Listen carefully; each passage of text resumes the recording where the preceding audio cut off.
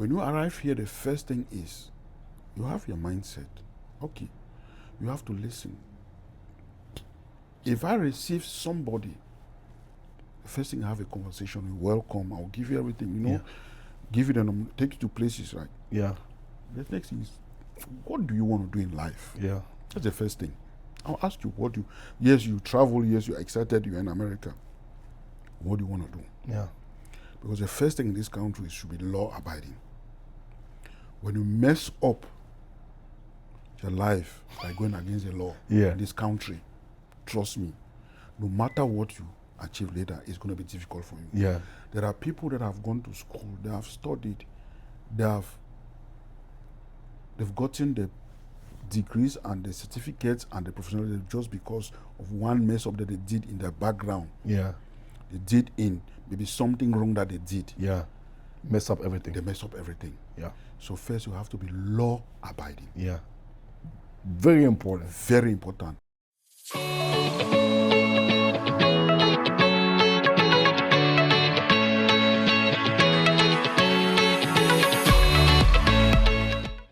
Ok, je pense que nous sommes live. So comment nous avons fait? I'm doing good, thank you. So thank you, Emmanuel. You prefer that we do this in English, right? Yeah, I prefer doing English. Okay, I even think... though I speak a little bit of French, yeah. but I did better English education. One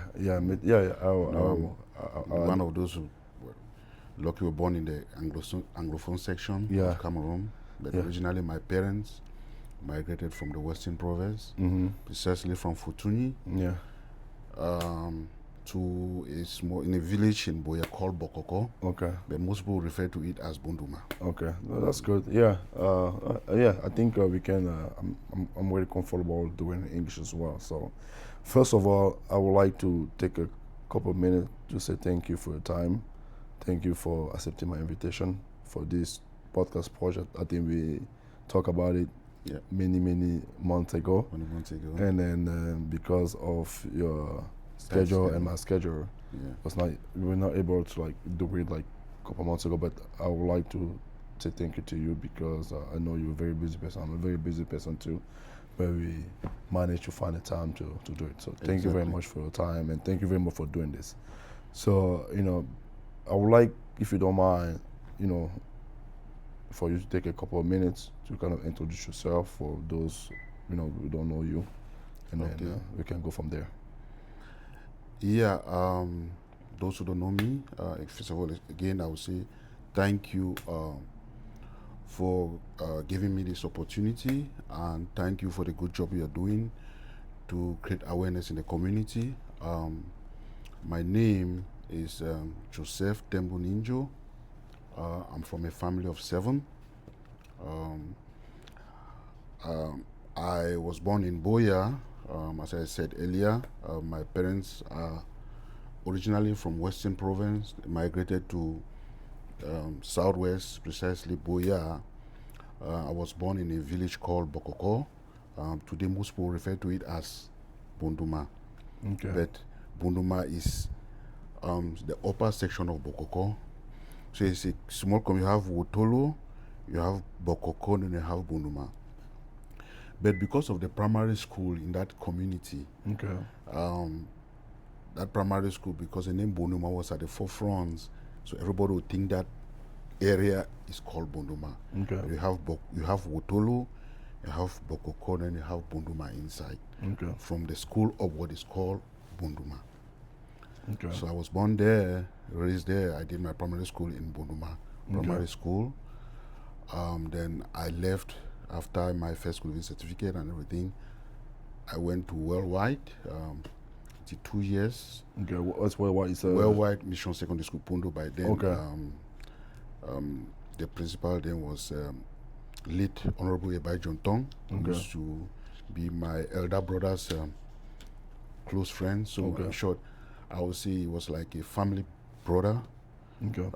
Growing up, we knew that he was a brother to us because by then, after university, with my elder brother, always come to the house. We'll spend time together. Okay.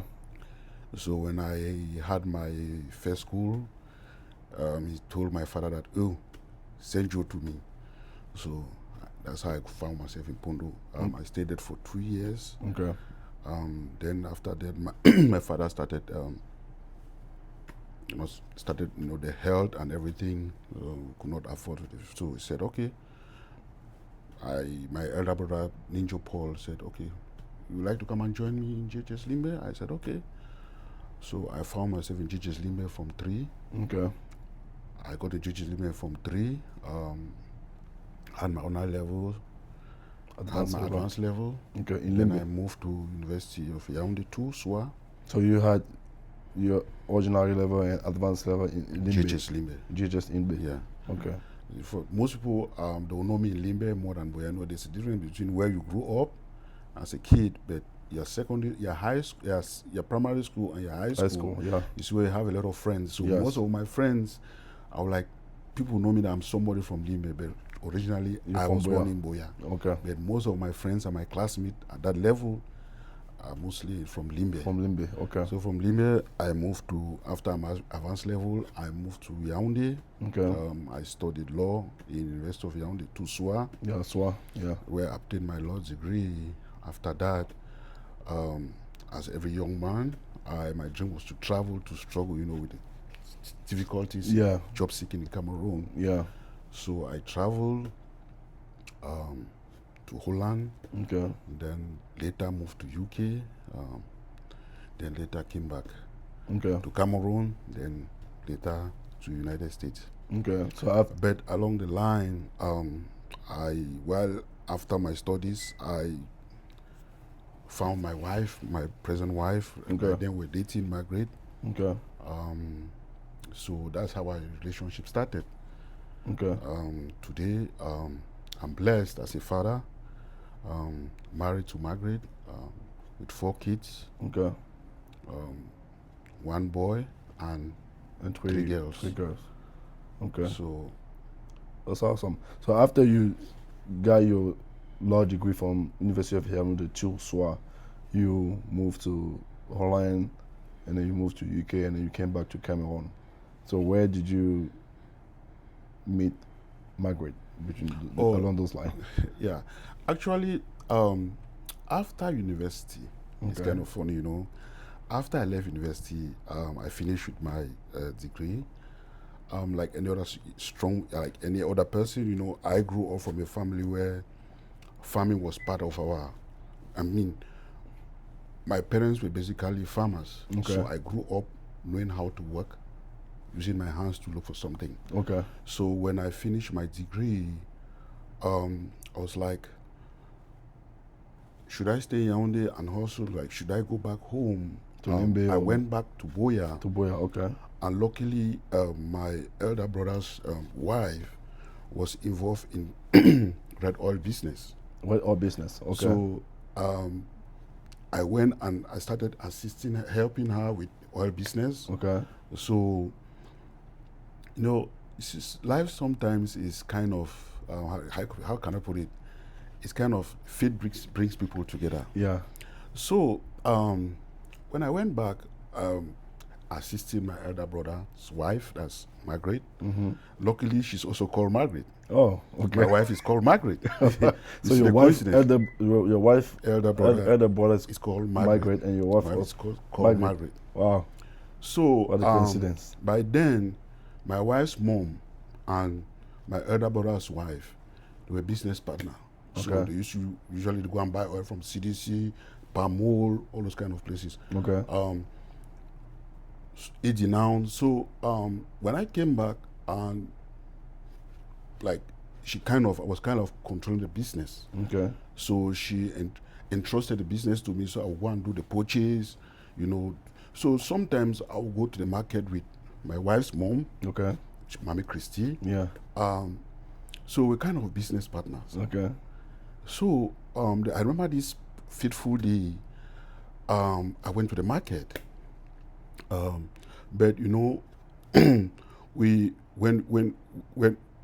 we buy those oils in those big drums, we come back because then it was red oil. Mm-hmm. We have to warm it, make it in such a way that it will be easy for us to sail, to move from one container to the other. Yeah. So for you to move from one container to the next, you have to use a funnel. Okay. on that fateful day, we forgot our phone at home. Okay. So luckily for us, Mommy Christy, who is a business partner, was like, she was, because she's no longer doing the oil business. Okay.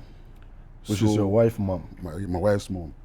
So my Margaret, my elder brother's wife said, "Oh, go to Mommy Christy," because by then they had a store in the market. In the market. So they So probably can you have go to phone Mommy over Christy and let her give you a funnel. there. Yeah. So that morning I went to her place and I saw Mommy Christy. I said, Mama, Mommy Christy said I should come and ask for you for funnel. We forgot our funnel home. Then I saw a beautiful lady sitting there. She looks exactly like her mom. Yeah. So when her mom said, go with Joseph, follow Joe, when I go open store, may give you funnel. Yeah. And I was looking at her. Who is this person? I've never met her, I've never seen her. Yeah. So I came back.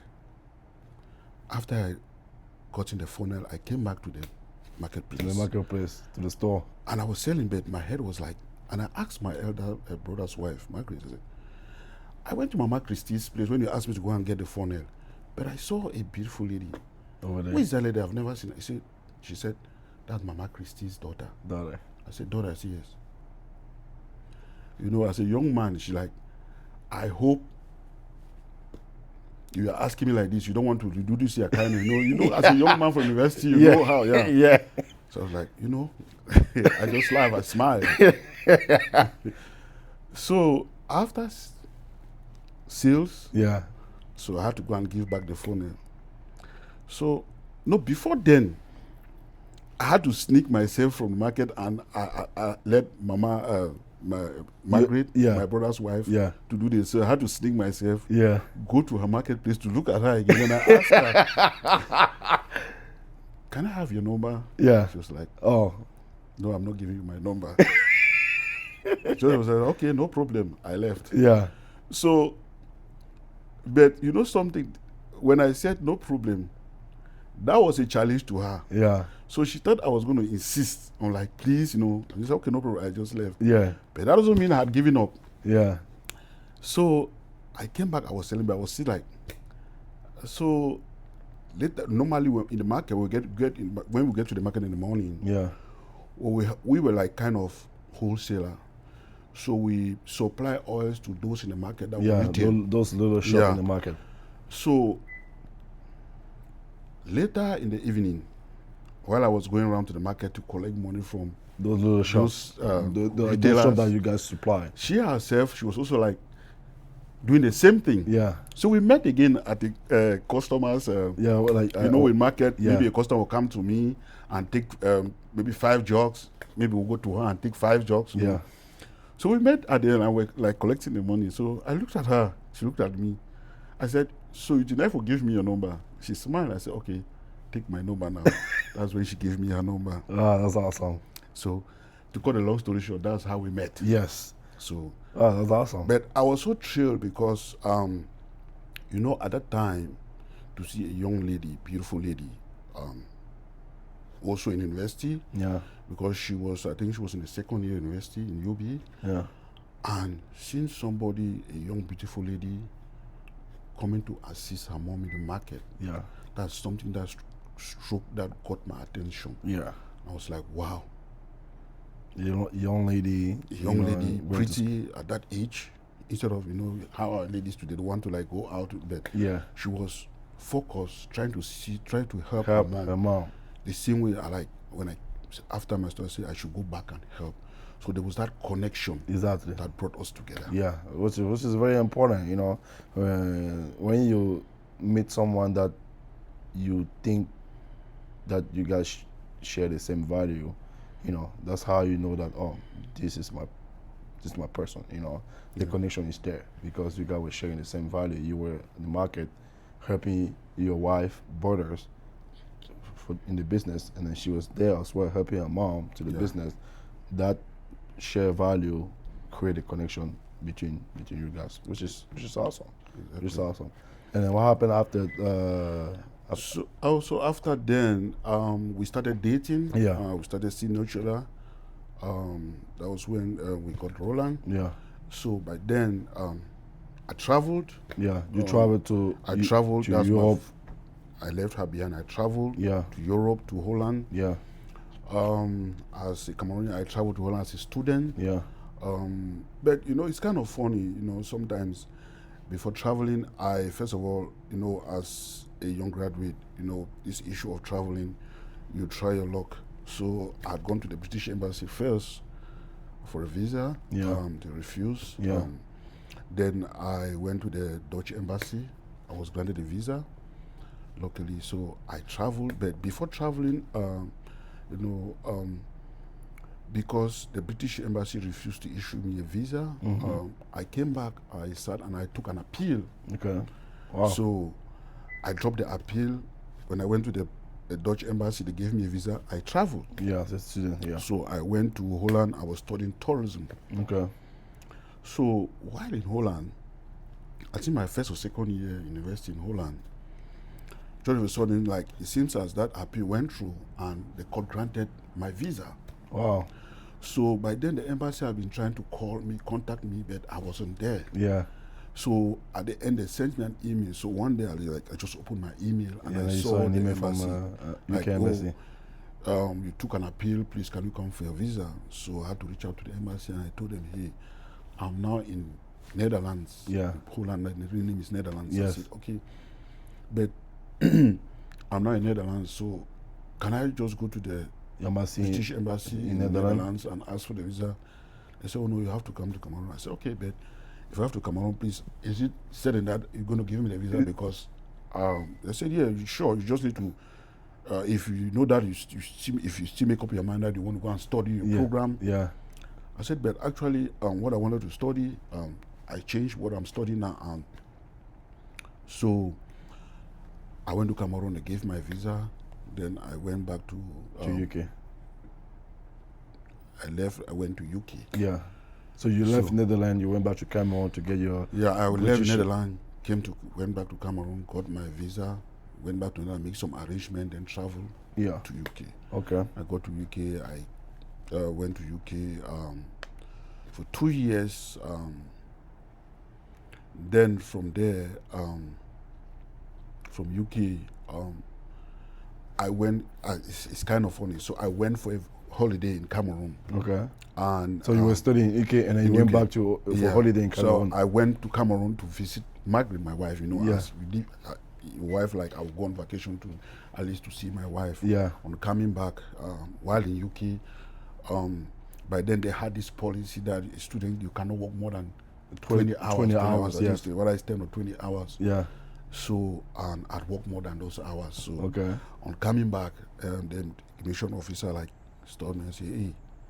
So they look at me and say like, okay, but it shows that they're working more than 20 hours, a week. By then I was in Cameroon with my elder sister, my mom, and, went for vacation. Yeah. So they said, hey, you're working more than 20 hours.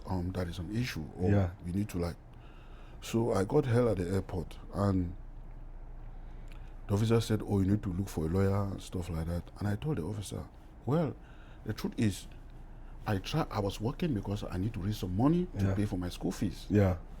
So I'm like, oh, you're not supposed to do that. You are in serious problem, or we're going to look for a lawyer to see how to defend you. Yeah. I'm like, if I have to look for a lawyer, that's a lot of money. Yeah.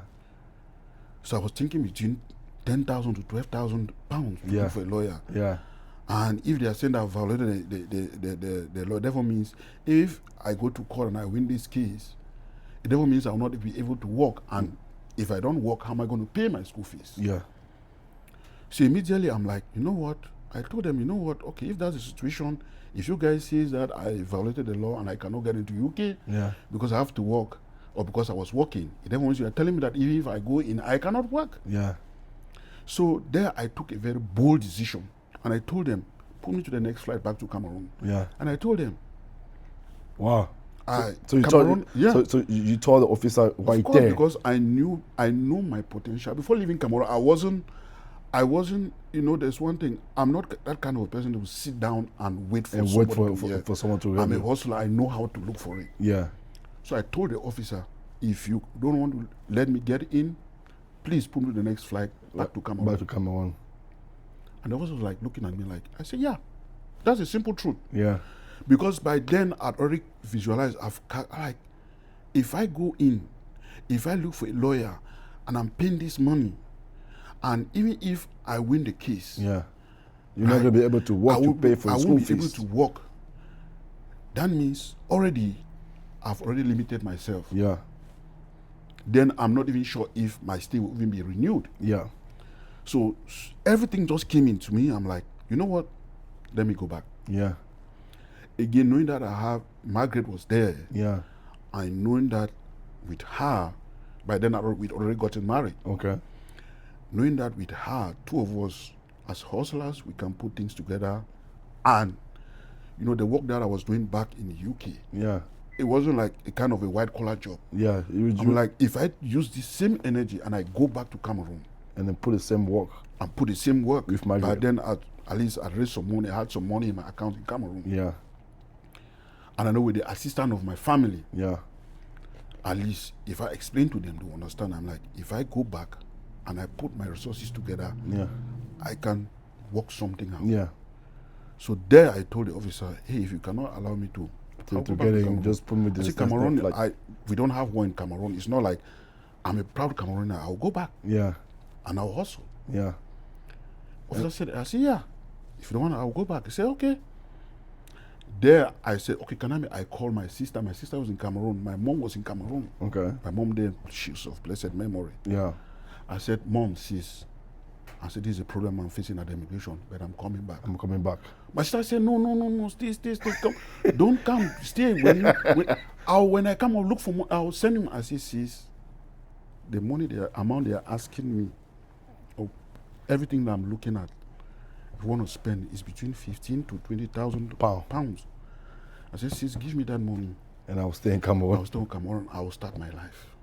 Are you sure? Yes. Are you sure? I said, sis, I'm telling you, I know my potential. I know what I can do. Give me that money. Give me that money and I will start my life in Cameroon. I called my wife. I explained to her, as a woman, as a young lady, because by then, I'd also filed for her to come and join me so that together we could work together in UK. Yeah. So her document was also pending at the embassy. Okay. She was like, I saw she was kind of devastated. Yeah. He said, okay, if that's the decision you've taken, no problem.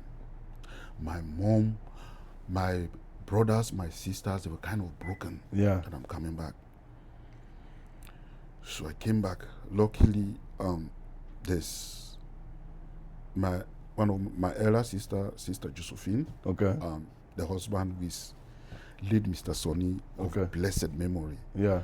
That's somebody that I don't know impacted my life a lot. Okay. So he understood your decision. Yeah. So he told my sister, because he always referred to me with my last name, Tembu. Yeah. He said, the Joe I know, if he comes back, don't worry, Joe is going to make it. Yeah. So he tried to calm the family. Yeah. Wow, that's awesome. I came back. So the entire family was kind of devastated, but deep in me, something told me I had taken the right decision. Yeah. Friends criticized, I had friends that were in Holland together. Yeah. So call like, well, how could you make such an error? So to them they were saying that I made an error. Yeah, I made an error, so making mistakes. So but deep in me, I'd already evaluated everything. I saw that going back was a big, there was a lot of shortcomings for me to go back. Yeah. So I went back. I settled for about a month for everything to settle. Yeah. I told my wife, okay, let's see how we can. Then luckily by then, the business had moved from red oil to refined oil, vegetable oil, groundnut oil. Okay. What we call in Cameroon groundnut oil, like those vegetables, palm oil that is being refined. Yes. So I went back. I said, okay, let's see how. Because I know my wife she's a hustler also. Yeah. I said, okay. Then we put our resources together. The help of my family, my mother-in-law. Yeah. She was always there. Yeah. She stood by me even in those difficult moments. Some mother-in-law was like, encourage their children to like, no, back off. But Yeah. she stood there. She said, I will support you guys, because she was also in the business. Okay. So we went. Since my mother-in-law was in Boya, my elder brother is in Boya, so we had about four retailers in some like 4 family members. yeah. So I looked at, I said, okay, where can I start my own business? I checked, should I go to Limbe? Or should I stay in Again Boya? in Limbe, I'm like, if I go to Limbe, I'll have a lot of acquaintance in Limbe. Yeah. And if you really want to start a business, Limbe, a lot of life and road. I'm like, I wanted to have a cool head. Is that I said, okay, between Limbe and because customer leave Mutengene boy Tico to come and buy Mboya. yeah.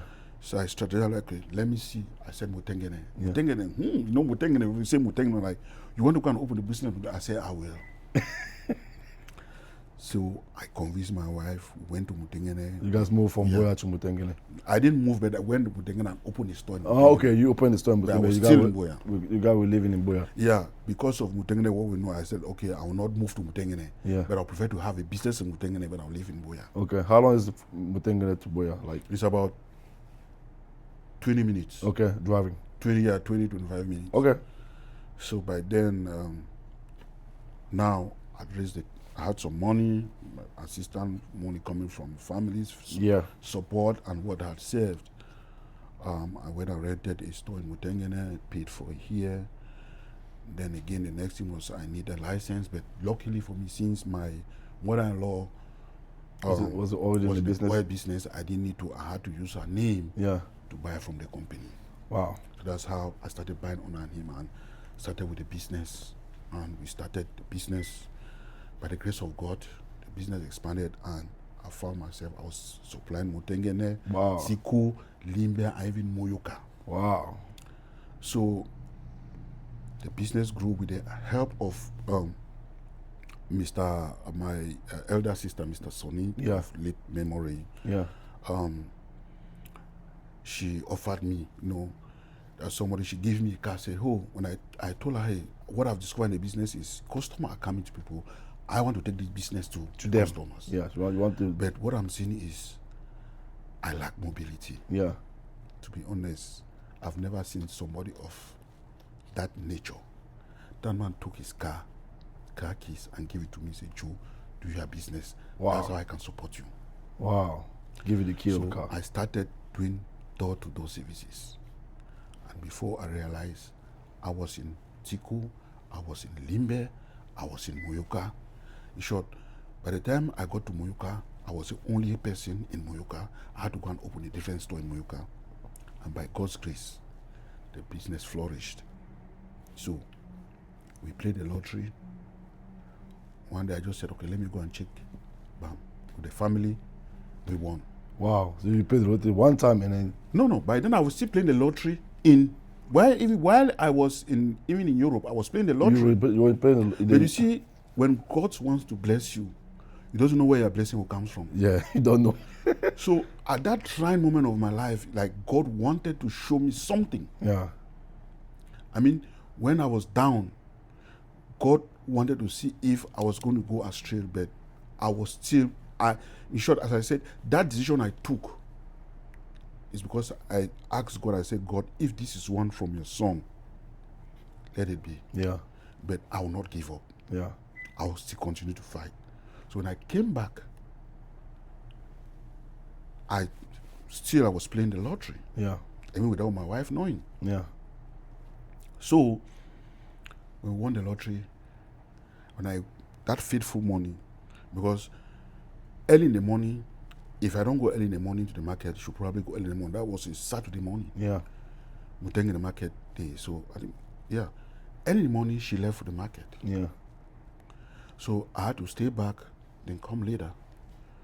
So since I said, okay, let me go and check the lottery result. When I checked, I myself, I didn't make it. Yeah. You see how God can bless you through your wife. Exactly. Wow. So when I checked her result, she was the one who passed. So you play as a Mary with her, and Yeah. she play as a Mary with you. Exactly. She passed. Wow. And I was like, wow. I just printed the result from the cyber. By then it was a cyber cafe. From the Yeah. cyber cafe, I just put it. I'm just like, see myself. I just went somewhere. The first person I told was Mr. Sonny. Okay. Your elder brother. That man, I used to call her a prophet. Yeah. We used to, she was kind of a, in front of, because her business place was in her house. Yeah. So she had a bench, we call it a bench of wisdom. When you go there, like people come for her for advice. Okay. I mean, So so when I Sonny met is her- your other wife. Yes, the late, he is of late. Okay. So I went and I told him, hey, we won the lottery. He said, Tembu, yes. He said, Tembu, yes. He said, God blessed you. He said, okay.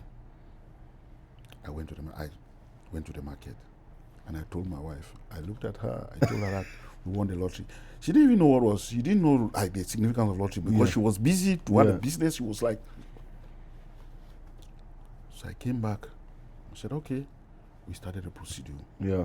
Everything. And as I said, God used me to come back. So when I came back to Cameroon, the period I was using putting the business together, maybe God wanted me to prepare for us to travel to the United States. Yeah. Yeah. Because when they gave my visa, I don't want to go to like the complication. Everything. Yeah. So trust me, my visa was given on a Monday, on a Tuesday. Yeah. Based on our medical and everything, it was almost close to, like, it was clocking to 6 months. After 6 months, your medical expires. Yeah. With a complication which I don't want to go in detail. Yeah. The visa was issued on a Monday. On a Tuesday. They called us on an interview on a Monday. Yeah. Because it had stayed with all the complications. When they called me, I was in Limbe on a Monday. Yeah. Supplying. They called me on the phone, hey, Mr. Joseph, your visa is ready, can you? And I'm like, wow, I have to leave. Yeah. No, they called me on a Friday, Okay. on a Friday. And they said, can you come? They asked me if I was interested because they said I had to go and do all the medical, or they have to do all the procedure again because it shows that I have just 6 from Monday to Friday. Yeah. To travel. Say, can you make it? I said yes. So, and I asked the officer, do you want all of us to come as a family or just you?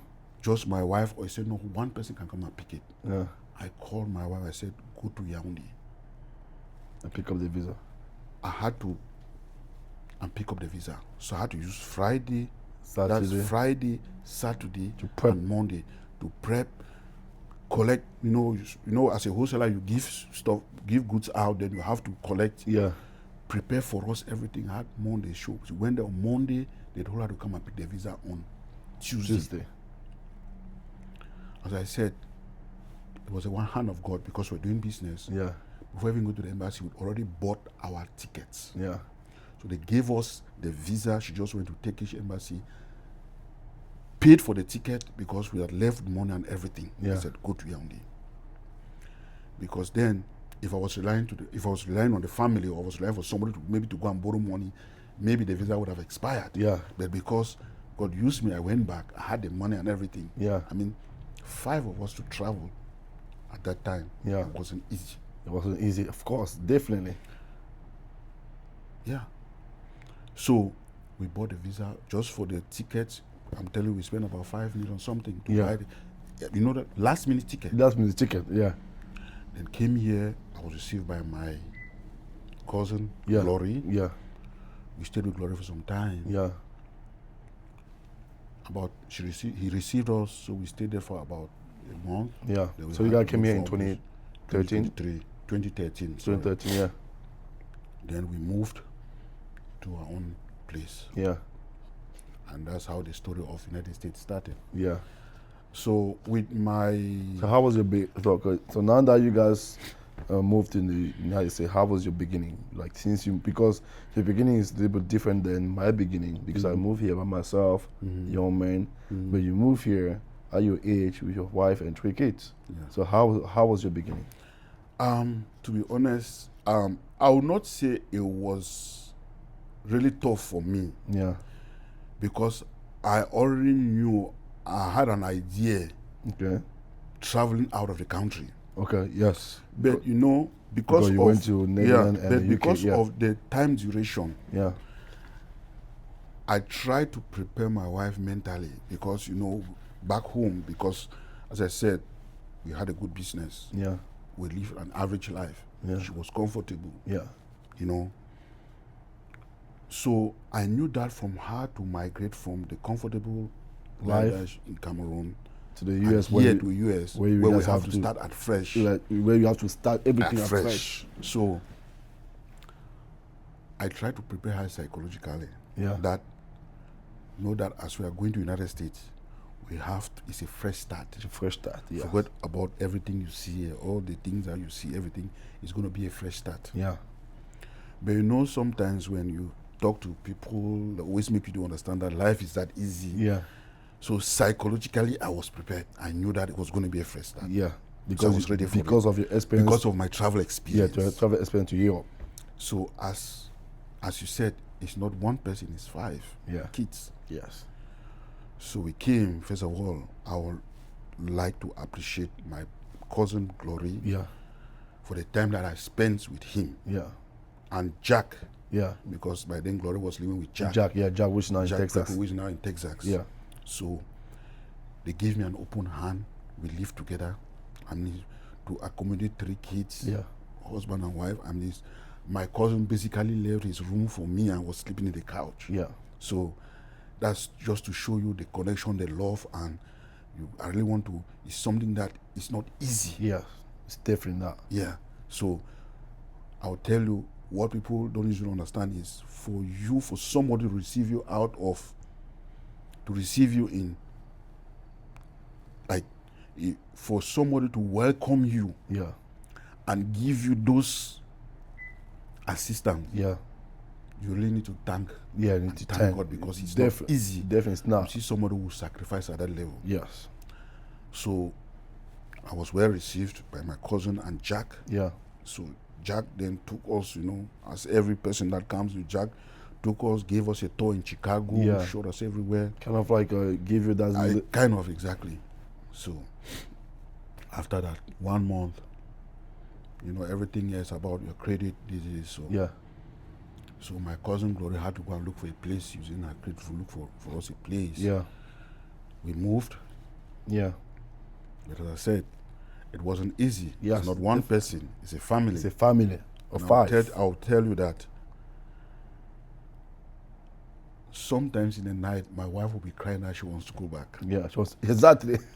And I was like, babe, it's not easy. I told you that it was not going to be easy. It's like we have to start life fresh. So forget about that mentality that everything that you had in Cameroon was at her disposal. Yeah, we have to start at fresh. As a strong woman, she easily understood. Yeah. So I told her, and that's something that I really appreciate her for. I said, okay, you have a degree in microbiology, I have a degree in law. So I said, the first thing that for us to do is we have to go to school. Yeah. Why did you think that you guys have to go to school? Where came that idea to go back to school? As I said, it's an experience because I lived in Europe before. Okay. And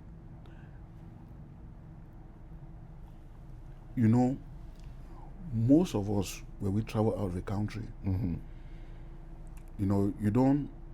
I'm not saying those jobs doesn't pay, but you want to look for something, a blue-collar job, as we call it. Yeah. Now, you need certain time in your life to sacrifice for you to attain that level. Yeah. So I'd sacrificed in Europe because I was schooling in Europe. I was doing warehousing, McDonald's. I wasn't happy. Yeah. It was putting food on my table. Yeah. That was not what I was seeking for leaving my country. Yeah. As somebody with a degree. Yeah. So studying I was trying to look for a way to get into that space. Yeah. So when I had the opportunity, but again, no, in Europe I had student visa. Yeah. Coming here with a green card therefore means I have the opportunity to expand. Exactly. So why would I want to limit myself in a small space? Yeah. So I told my wife, hey, what we have here is something that we really need to appreciate, we need to thank God, and we really need to make sure that we use it to the fullest. Exactly. I told her, you might have the degree in microbiology. I might have this degree in law, but in the United States, it's different.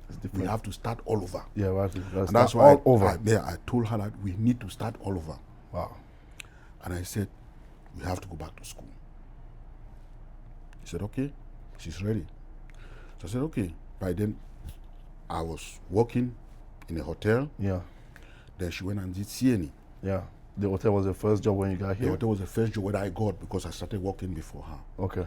Then she did CNE. Okay.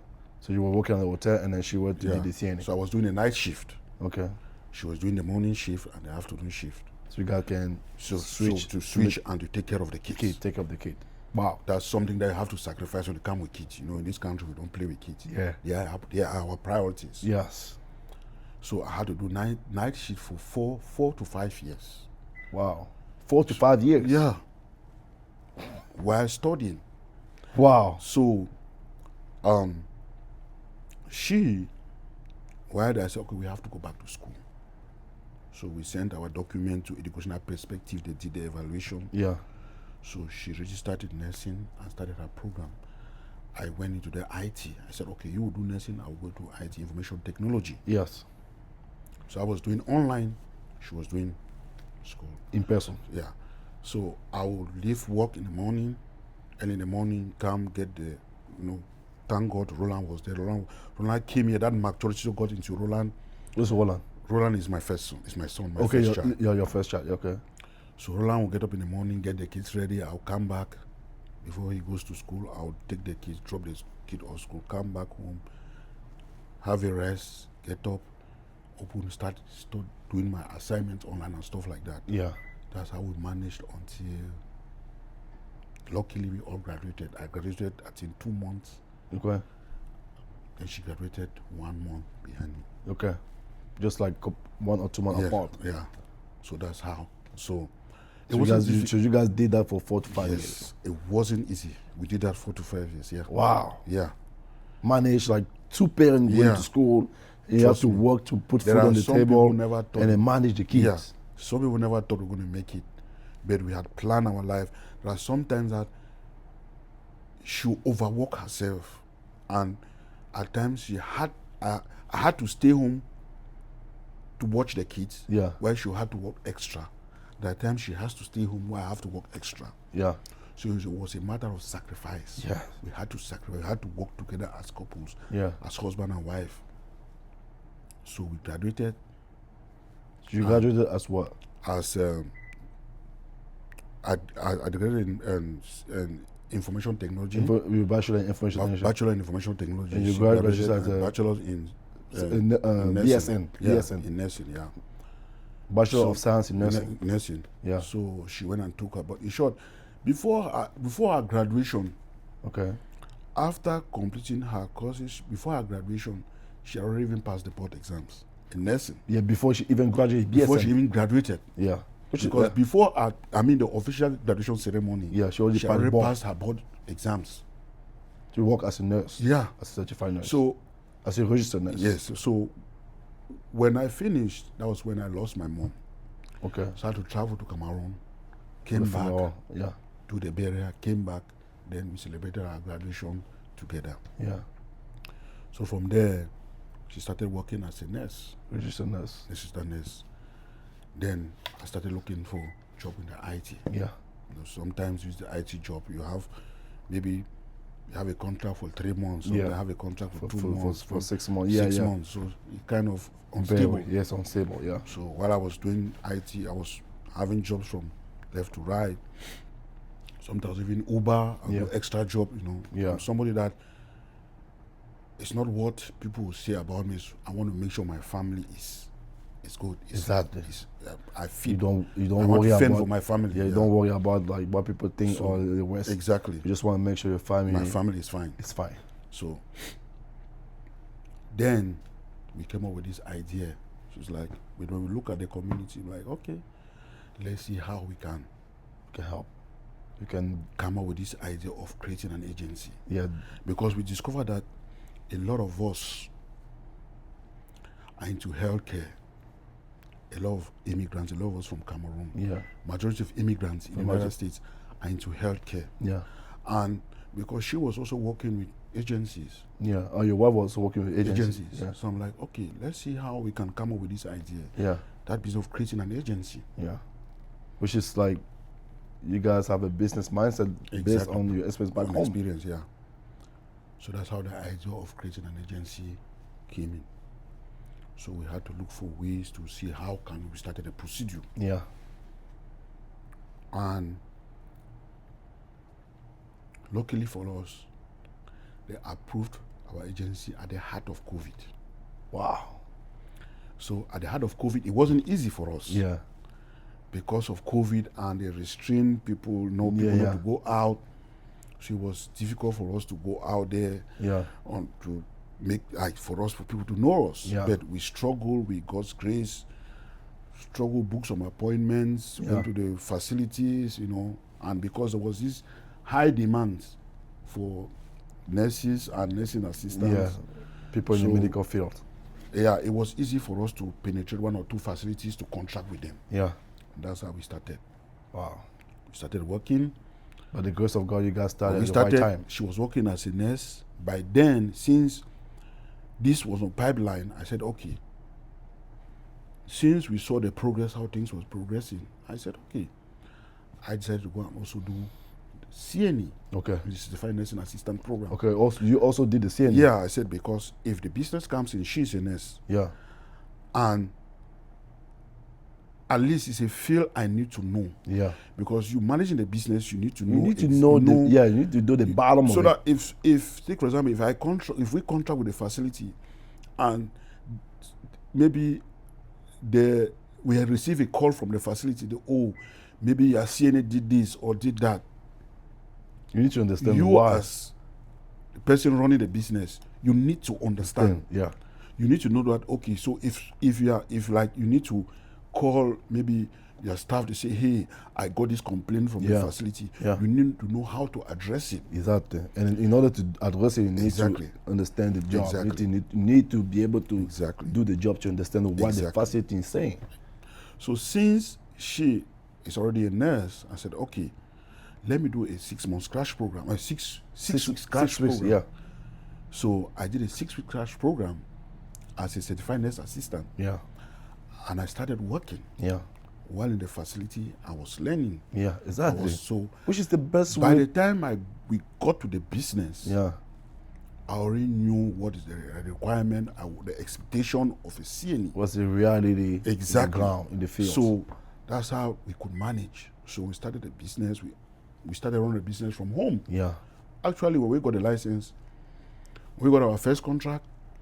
I and Margaret, I was working as a CNE, she was working as a nurse. Yeah. The same facility. Yeah. I remember our first contract was in Elevate Care. Okay. And she was a nurse, I was a CNE. We were working in the same facility. Yeah. But when working, we work. We know it's work. Yeah. We come back and with the help of other members of the community like Patrick and Angeline and also I will not say the Liberian community, my Anglophone brothers. Yeah. At the time, they came, we worked together. Yeah. So that's how we started penetrating the community and facility. That's how we paved our way up. Yeah. So it wasn't easy. Of course. So as I said, we started from home, and because of COVID, so in 2020, I think 21 or 21, it was the end of 21. Yeah. I said, okay, since the business is expanding, we need an office. Yeah. That's how we found ourselves here today. Wow.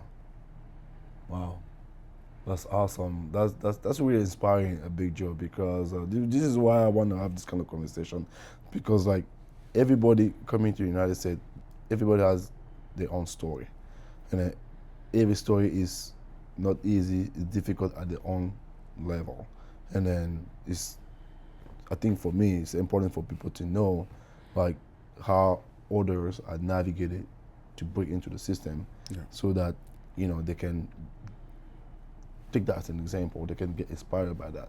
Wow. So we are here in your office. Like, I saw that you name it as AWA Medical Staffing. Yeah.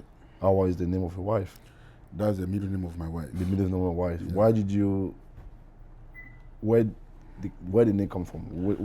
What inspired you to name the staffing? Well, as I said, Yeah. Sometimes in your life, you have to appreciate, and I believe that the name AWA, I decided to use the name AWA to dedicate this business to my wife, because I believe that in the most difficult time in my life, Yeah, she was there. she stood by me. She was there. She was was behind there. you, pushing you. So whatever step I Motivating. took, she was there. She was there to encourage me. She was there to Motivate you motivate me, and we work together as a family. as a team. So when there's the idea of one name they want to give, so I said, okay, let me give her the credit. Yeah. Let her take the credit. Yeah. Let her be at the forefront. Yeah. And She's the backbone of the family. she's the backbone of the family. And to be honest, she has always been the financial controller of the business.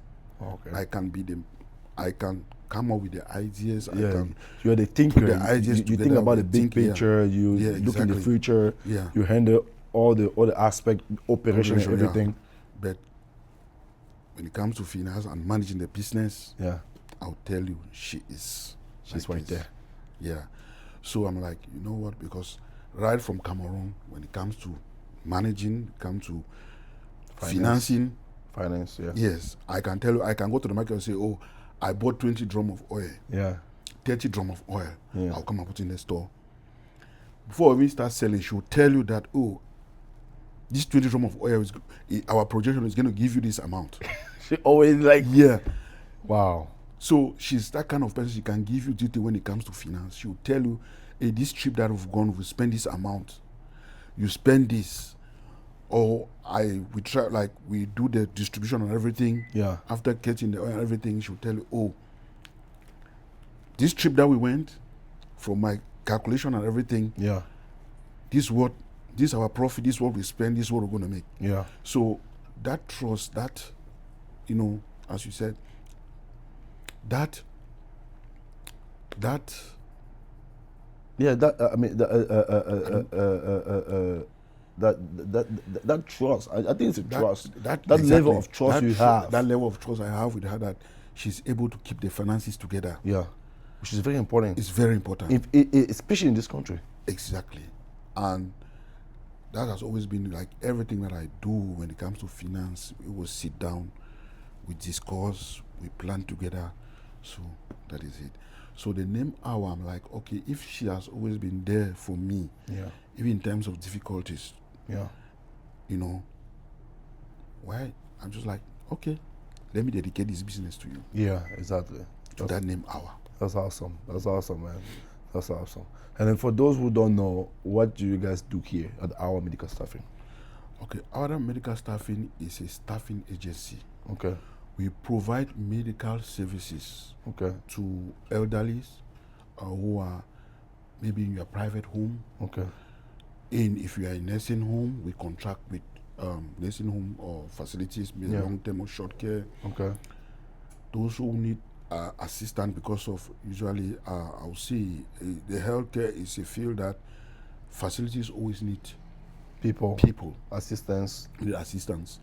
Staffing, Sometimes, yeah. sometimes they might be short of staffs, Yeah. and they'll call agencies, hey, I need this. Yeah.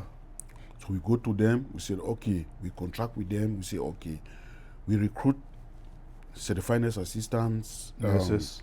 Nurse Practitioner. no, just going to that level. Yeah. Just Nurses, CNAs LPNs and nurses. and nurses. Just so you guys recruit CNAs, LPN, and nurses. Licensed practical nurse and Registered nurses. nurse. Okay. So we recruit them. Those who go to school and they are certified, we run their background checks. Yeah. Once you are qualified, we put you into a system. Then when the facility calls, here, I need a nurse, or I need a CNA, or I need an LPN, Yeah. we send them to those facilities Yeah. based on our agreement, our contract terms. Yeah. So when we provide those services, they pay us, then You guys, Sorry. yeah, the facility pay you guys, and you guys pay the people that you guys recruit, and then you guys recruit like anybody, right? Like people who like, I mean, everybody that's certified as a CNAs, LPN, and nurses, you guys can recruit them. Of course, so far as you are eligible, eligible means there are certain criteria that you have Requirement, to yeah, qualify, yeah. requirements. Yeah. So once you meet those requirements, we are open. We don't discriminate. Yeah. You guys open. You guys recruit everybody. Everybody. And then you guys so far as you are legal yeah. in the United States, we recruit. Yeah, if you are legal to work in the United States, you are certified, CNA, LPN, or registered nurse. Exactly. You guys, they can come here and then you guys can put them in the systems. And then if there's a need we call to them those facilities you guys contract to, you can call them and send them to the field. Yeah, I'll bet you that, as you said, it's not limited to Cameroonians. I'll bet you that my agency, I'll use this occasion to thank especially the Nigerian community. Okay. 60%, 60 to 80% of my staffs are from Nigeria. I really want, and that I don't know what I can see. People may have different notion about them. Yeah. But I'll tell you that they really support and promote my business as an African. Yeah. Yeah. I think that's something that I really also appreciate about the Nigerian community. They support the people. Yeah. The African people. Yeah. Especially when you have a business. And I really want to talk to those people. I hope maybe behind you I can get to talk to some of them. Especially because I'm pretty sure you know a lot of Nigerians. Yeah. At least I know some of them that has a staffing agency. I think there's boss here. If I can reach, I don't. But for me to have a contact, if you want to, what you are doing is good because it's not only enlightening us, the Cameroonian, but enlightening other, immigrants. Other immigrants, the African community. So, I will not tell you lie. The Nigerian community, trust me, they have really helped me in the business. Yeah, they are really able to take the business. They don't say, no, this is a Cameroonian, we cannot go and work with the Cameroonian. No. They consider us as brothers and sisters. Yeah. And when you call them, they have the availability, they will tell you, I'm going to work. Oh, that's awesome. That's awesome. Yeah. That's really awesome. The Cameroonian community, they're also there. Yeah. But not as much as the Nigerian community. Yeah. But also appreciate. Other Hispanics, Native Americans, everybody. We don't have discrimination. Yeah. Whether you are from which country, so far as you meet those requirements, you are employed. Yeah. We are open to any diversity, any tribe, any diversity. So it doesn't have we have a non-discriminatory policy. Yeah, which is awesome. Big Joe, which is really awesome. So I guess you have, how many people work here for you? To be honest, it's something that we do. Recruitment is kind of every day. Yeah. Because you're staffing. But I can give you an estimate. Yeah. We right now I can tell you between 150 to 200 staffs. Wow. But again, you have people that, because an agency, they are not they're kind of flexible. Yeah. Somebody might come in today, you register because, as I said, it's an agency. You're not providing stable job to people. Yeah. So the point is, you might have 200, 300. If I go through my register, I might have 300, 400 people that are registered under my agency. Yeah. But the point is, how many are active? Yeah. So at a certain time, based on the availability, at least in a week, sometimes I might have 80 staff working. Sometimes it might go down to 20, it might go down to 40, sometimes it might go down to 30, depending on the availability, the hours that I have. Yeah, exactly. So if I have more hours that the facility gives me, and I put it out there because we have an app and a group, WhatsApp group, and I put it there. Once you in our group, you pick it. Yeah. That means I'll send that confirmation to the facility. When they approve you come and work. Yeah. So when you talk of the number of staff, if I go through my register, it might can be more than 300. Yeah, I mean, but how many are active? Yeah, depends based on each week. Yeah. How many of them will work this week? How many work next week? How many work maybe 3 weeks to come? Yeah. Based on our availability and how many shifts. Because with the nursing, with the healthcare, you have sometimes low and, you might have low sensors, you might have high sensors. Yeah. So when the facility is fully, they have full house, they'll reach out to us, they reach out for more staffs. Yeah. But when they are low in census, they'll have to reduce their hours. Exactly. Don't forget, they also have their own staff. Exactly. So they always come to us when maybe they don't have enough staff, or maybe they are short staff, or maybe they need extra hand. Yeah. I mean, in your pipeline, you have more than 200 staff, but people that are active depend on the availability, the hour you have at those facilities that you Those facilities that I contract with. Yeah, but which is, I mean, you have a lot of people in your staff, so which means if you get higher, more people coming. More people. I mean, you have people that to can supply. To supply. Yeah, you have people to supply of those course. hours. Of course.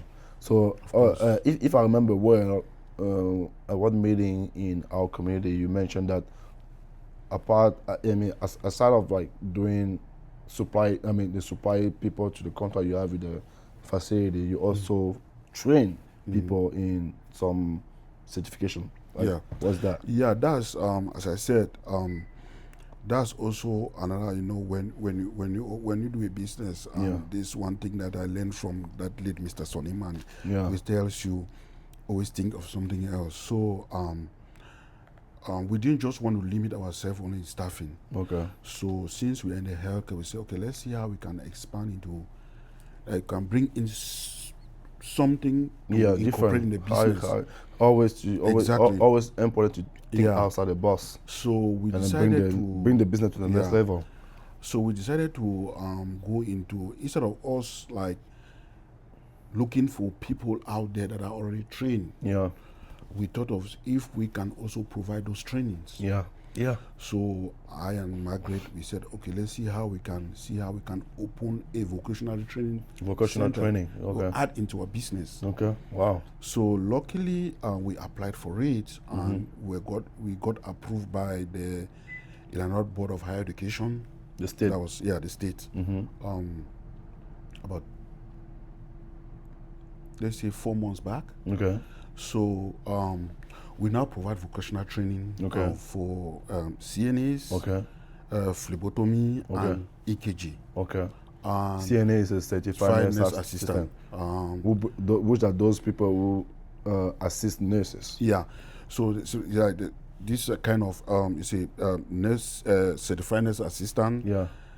These are healthcare professionals who provide basic patient care. Yeah. Under the supervision of a nurse. Okay. So they help the nurses in the field to take it. As I told you, I did CNA. Yeah. And majority of our staffs are CNAs. Okay. So that was one of the reasons why I said I wanted to have a clue of when I send you out to go and work, and maybe the facility is calling that or maybe this person forgot to do A or B. I will understand. I can know how I can like reach out to him. Maybe you forgot to do A or B. Or if you are doing assignment A, where did you go wrong? So I might have an idea, and I see how we can address it in a nice way. Yeah, that point is a very good, Big Joe, because it's always better when you want to open a business that you know the business at the ground level. Yeah. Because if you have to fix something, you know what you have to fix. It's better. Yes, you can start a business without knowing the ground level, but it's better because I really appreciate the fact that you went to do your CNA training and I work as a CNA for a couple of times. Yeah. That experience, I'm pretty sure, helped you to run the business, to understand like what your staff that you send to the field are really doing, and then if you have maybe like a complaint or appreciation for someone doing a good job or the bad job, you know how to fix it because you've been to. You did that as well. Yeah, and again, as I said, my wife at the other hand, Margaret at the other side of it. If a complaint is coming from a nurse, they will be at her level to address it, because at that level you need somebody of that professional level. So because she's a nurse, she can also understand, and she has worked in the field. Yeah. So she can also know how to address it, how to talk, as colleagues. Maybe we're supposed to do this, she'll know. So at least we're not only in the business, but at least we have an idea in what we are doing. Yeah. So if a complaint comes in from a nurse, a nurse forgot to do this, a nurse forgot to put an order, she'll know how to address it with the nurse. Exactly, which is very important. How long that CNA training it is? How long is this? We have a crash program that is 6 to 5 weeks. Okay. That's 5 to 6 weeks. That's a crash program. That's a crash program. How long is the normal program? The normal program, if you go to a community college, is probably about 6 months. With 6 months, but Based here, on, yeah. but here you have a crash program which is like 6 weeks. Yeah, maximum should be 6 weeks. But I Okay. think it's between 5 to 6 weeks. Okay. Depending on the schedule, because depending on the instructor schedule, Yeah. and the student schedule. So Okay. when the instructor tells us I'm available, where I can give 3 lessons or 4 lessons or Yeah. 2 lessons a week. Yeah. So they have a maximum hour they have to put for us for them to be certified, and then for them to take the state Okay. exams. And then you do that training here. They do their training here. We have a class here for Yeah. them to do their training. And I know, I mean, I based on my own research, I know the CNA, you do the training and you also do the clinical. Yeah. So we you- have this clinical site Yeah. in one of our facilities that we provide services. Yeah, and then So when we do the training, the classroom training, then we send them to the clinical site for the practical. yeah. the So, clinical- but the whole program, the whole crash course is 6 weeks maximum. exactly. Maximum should be 5, I think 5 to 6 weeks. Yeah, 5 to 6 weeks. Just I'm talking to you, the batch that we're training right now, Yeah. today Saturday, they're on the clinical site. Yeah. Wow. So so you're training one batch right now. You're actually training one. We just finished training the phlebotomy batch. Yeah. Now we are doing the training for the CNA batch. So second batch. So that is our 3rd batch that we're training right now. Wow. How many people do you have in this batch? We have 8 students 8 students. as of now. Wow. They all the Cameroonian Yeah. community or any community? No, we have the Hispanic community. We have people from Nigeria and people from Cameroon. Wow. How much the training cost? Approximately between 1,300 to 1,500. I can't give you the exact amount. Yeah. Because it also depends on are we providing the books? Yeah. Are we? Do you come in with your CPR or the background check? There are certain things that you have to do. Yeah. If you come in with your CPR, if you haven't run your background check, we have to do. There are so many things that. But maximum, if it's more, it's probably going to be 1,400. Yeah. Then, but if you are coming with your books and stuff like that, it all depends on the breakdown. What you want. What do you about it. yeah. Yeah. Yeah. So what do you have and what do you need from us? Exactly. And then But the maximum should be between 1,400. oh, that's good. Guys, we have our brother who has a staff in here to train CNA. As of now we're talking about CNA, we're going to talk about the other 2 things. Okay. We have our brother who's doing a CNA training here at AWA Medical Staffing in Oswego. The reason why I'm asking those questions because we need to support ourselves. Mm-hmm. You know, we need to support ourselves as a Cameroonian community and the African community, because I see that kind of like spirit in the Nigerian community. A lot. Nigerian, because I have a Nigerian store, food store near my house, and I know Nigerian people who drive 1 hour to come shop there. Yeah. So I think us Cameroonian, if our brother has a training a facility for CNA, we need to come to get our CNA here. That's my opinion. Right? As a Cameroonian, we need to come together. Yeah, support each other. Yeah, we need to Be your support each brother's other, keeper. Big Joe. Yeah, We need to you're support right. each other. Mhm. You know, if you're in Illinois, in the Chicago area, you know that, okay, I have my Cameroonian brother who can provide me the training I need. Just go there. Just drive. And I'm pretty sure if they do that, you're going to be flexible on the schedule, like you mentioned. Exactly. 4 to 6 weeks, based on the schedule and based on the instructor's schedule. Yeah. And if it doesn't matter if you drive 30 minutes an hour, just go get your. If your brother is doing something that you need, try to get that there. Yeah. Especially if they're certified like you are to provide the training. Yeah. I know a lot of few Cameroonians have reached out to me. Yeah. They're in Chicago. Like when they look at the distance, they're kind of, oh, you don't do it online. You know, one thing I would like our community to understand is, for me to go online, it's also a procedure. Okay. And there are certain state requirements that you have to fulfill before you can go online. Exactly. And one of those requirements is like, you have to arrive at a certain quota and you have to have a certain percentage consecutively. Okay. Right? Yeah. For the board to be able to like, okay, we are confident for you to go online. Okay. And if we don't have the support of maybe our community to support us, for us to get to that level, then it will be difficult for us to get online. Exactly. Yeah.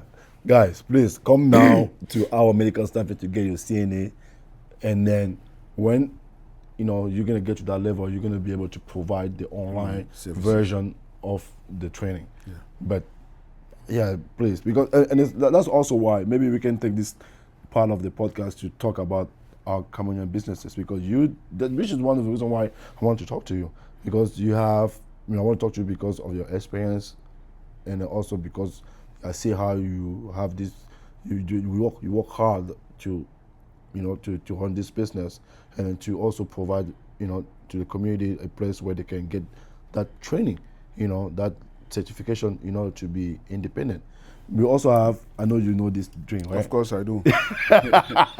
So this also from my Cameroonian sister. Yeah. Is that I do, and I really encourage.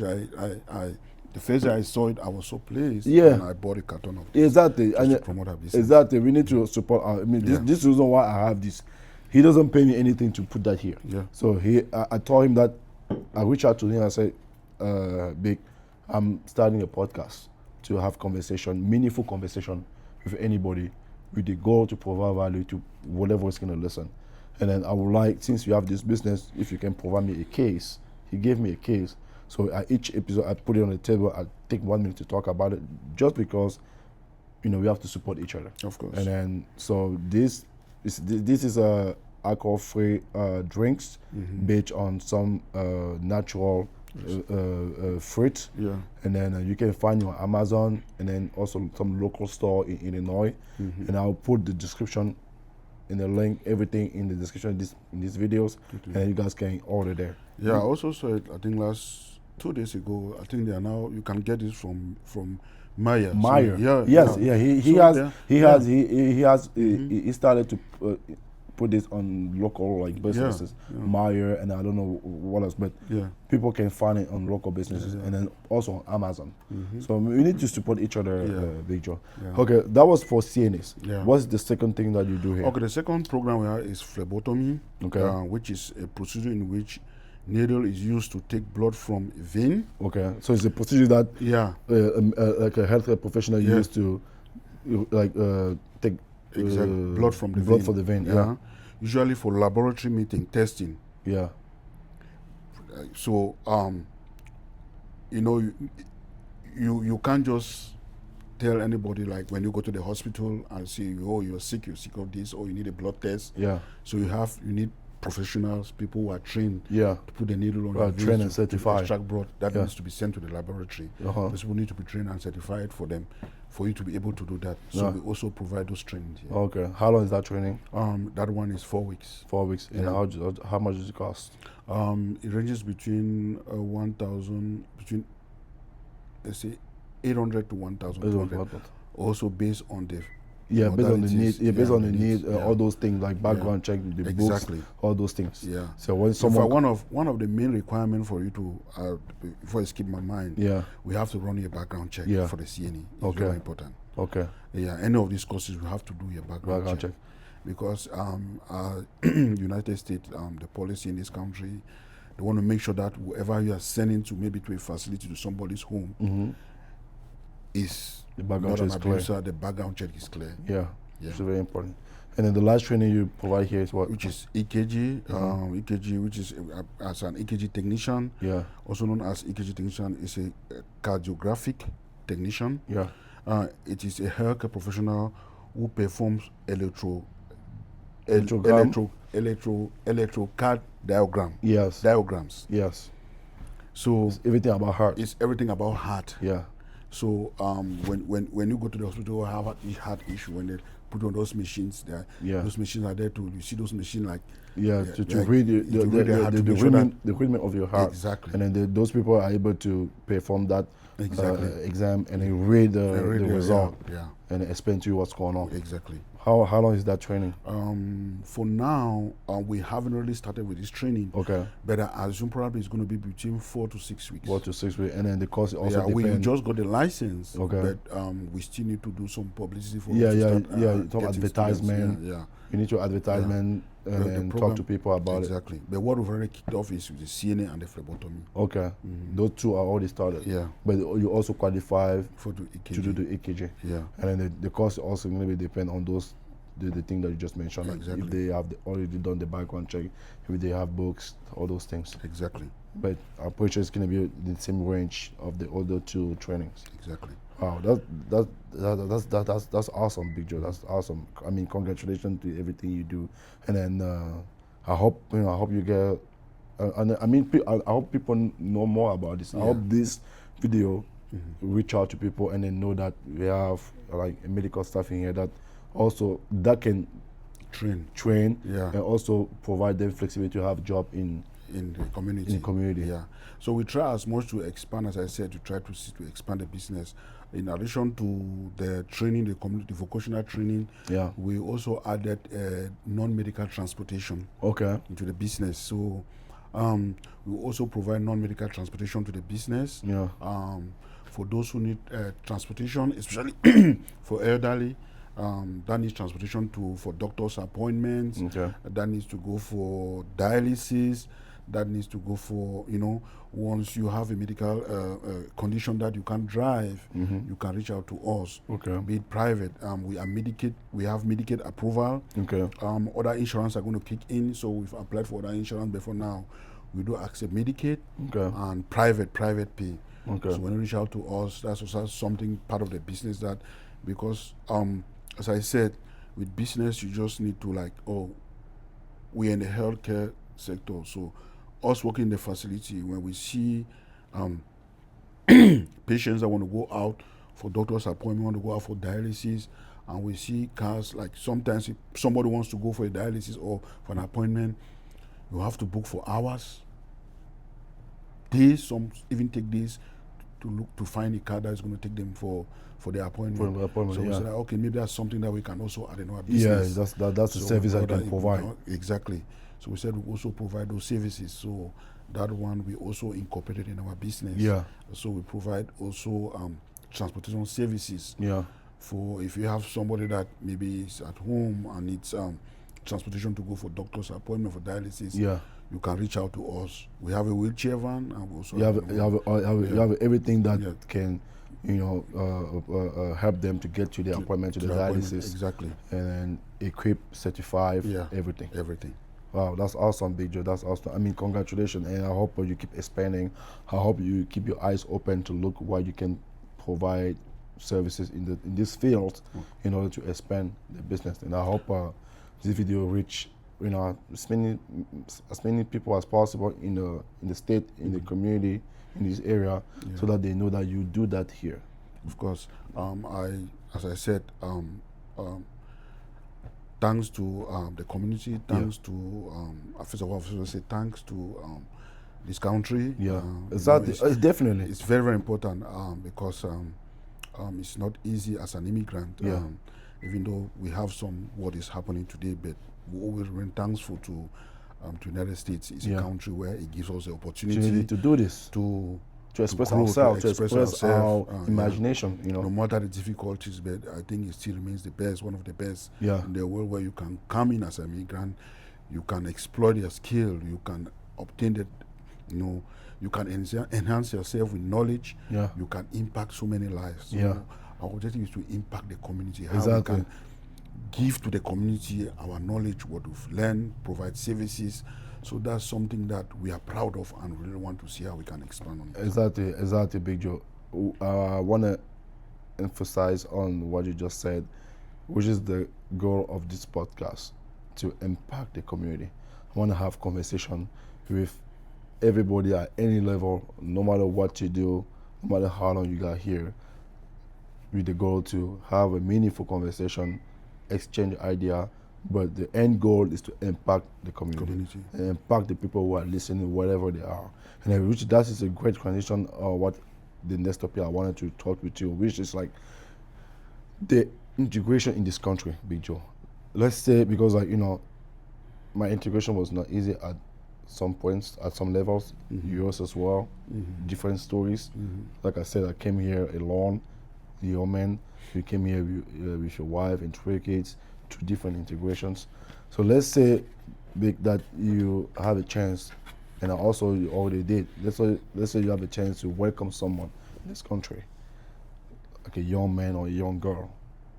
What advice do you have for those who just immigrate to the US, or who've been here for 1 or 2 years, who still trying to find, their way to the system? So what advice do you have for people who just immigrate here? What advice do you have from them? Well, thank you very much for that question. That's a very brilliant question. Brilliant question. You know, the first thing as a traveler is, I remember when I was doing tourism, one of the courses that I took was what we call cross-cultural studies. Okay. And that cross-cultural study is very important because it helps you to migrate from one mindset to a different mindset. Okay. And to grab that mindset and you bring yourself back to, where am I? The first thing is, some of us, when we want to travel, we just have the idea, I want to travel. I just want to go, you understand? Yeah. And sometimes we misled the whole concept that out there is that easy. Yeah. Trust me, it's not easy. It's not easy. Yeah. As I said, it's not easy, and one of the things that we, those of us who are here, is how we advise, we, as you said, try to reach out to those who just come in, or those who've been here, or those who just arrived. Like, again, sometimes when you receive somebody, or when you receive from somebody from a family, or you receive a stranger or somebody that's migrating into the US, sometimes some people go astray because they don't have somebody who's going to direct them or guide them. Yeah. And that guidance is very important. It was very important. Yeah. But one thing I want us to understand is you must start from the base. From the base means what? You have to know, I want to migrate to this country. You have to start somewhere. You have to start by doing something for a living. Yeah. But that's what we call, you do something because you want to put food on your table. Yeah. But again, you should know that, what are my ability? What is it? Is this where I want to limit myself? Yeah. What is it I want to do with my life? Yeah. What is it I want to achieve? Yeah. Because leaving your country is a very big decision that you make as an individual. Yeah. Leaving your country, it means you left loved ones behind. Yeah. Leaving your country means you've taken upon yourself that, hey, I want to go somewhere and I want to live a better life. Yeah. And if you migrate from, whether it's from Cameroon or from Nigeria, from any country in the world, and you say, I want to go to this country, and you arrive at that country, you should already have a mindset of what you want to achieve. Yeah. Now, that achievement is not going to come instantly. Yeah. Sometimes when we come, we think that, bam, as you come, you're just going to be. Yeah. Everything is just going to be there for you. Yeah.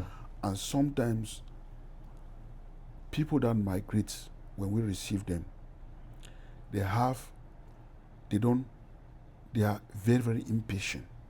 You see, as I explained to you, patience is something that is very, very important. Yeah. Especially in this country. In Cameroon, if I was looking at how I was in Cameroon when I arrived here, if I wasn't patient, maybe I would have gotten myself, because you have the good and the bad side. Yeah. In every country, even in the United States, you have the good and the bad side. Yeah. The question is, do you want to go take the good side, or do you want to take the bad side? Yeah. So when you have that mindset, hey, I want to better my life.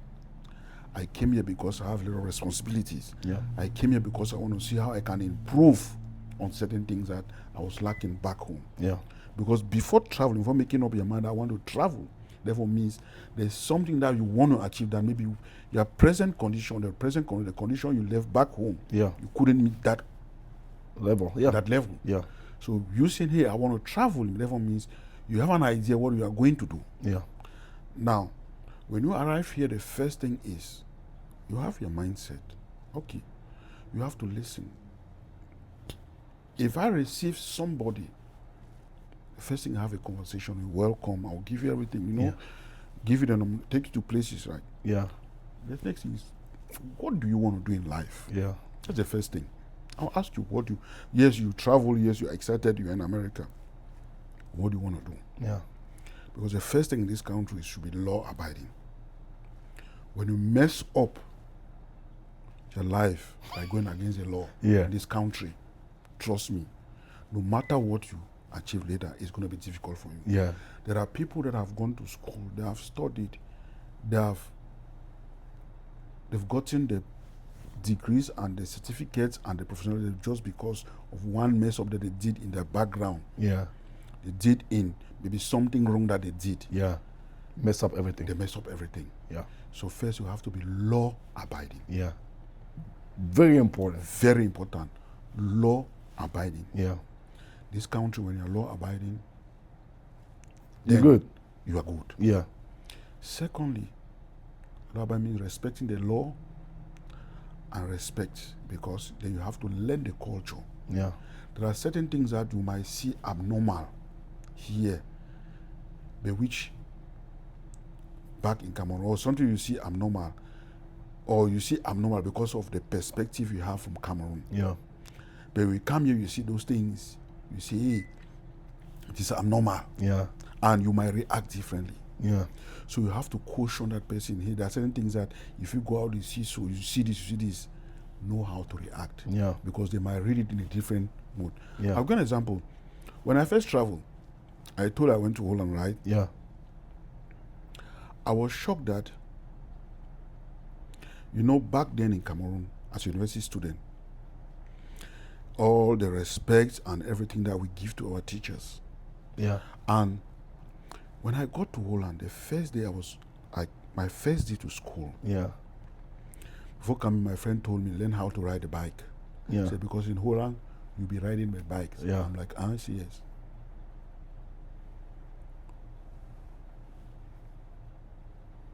We rode to school. Yeah. Arrive in school.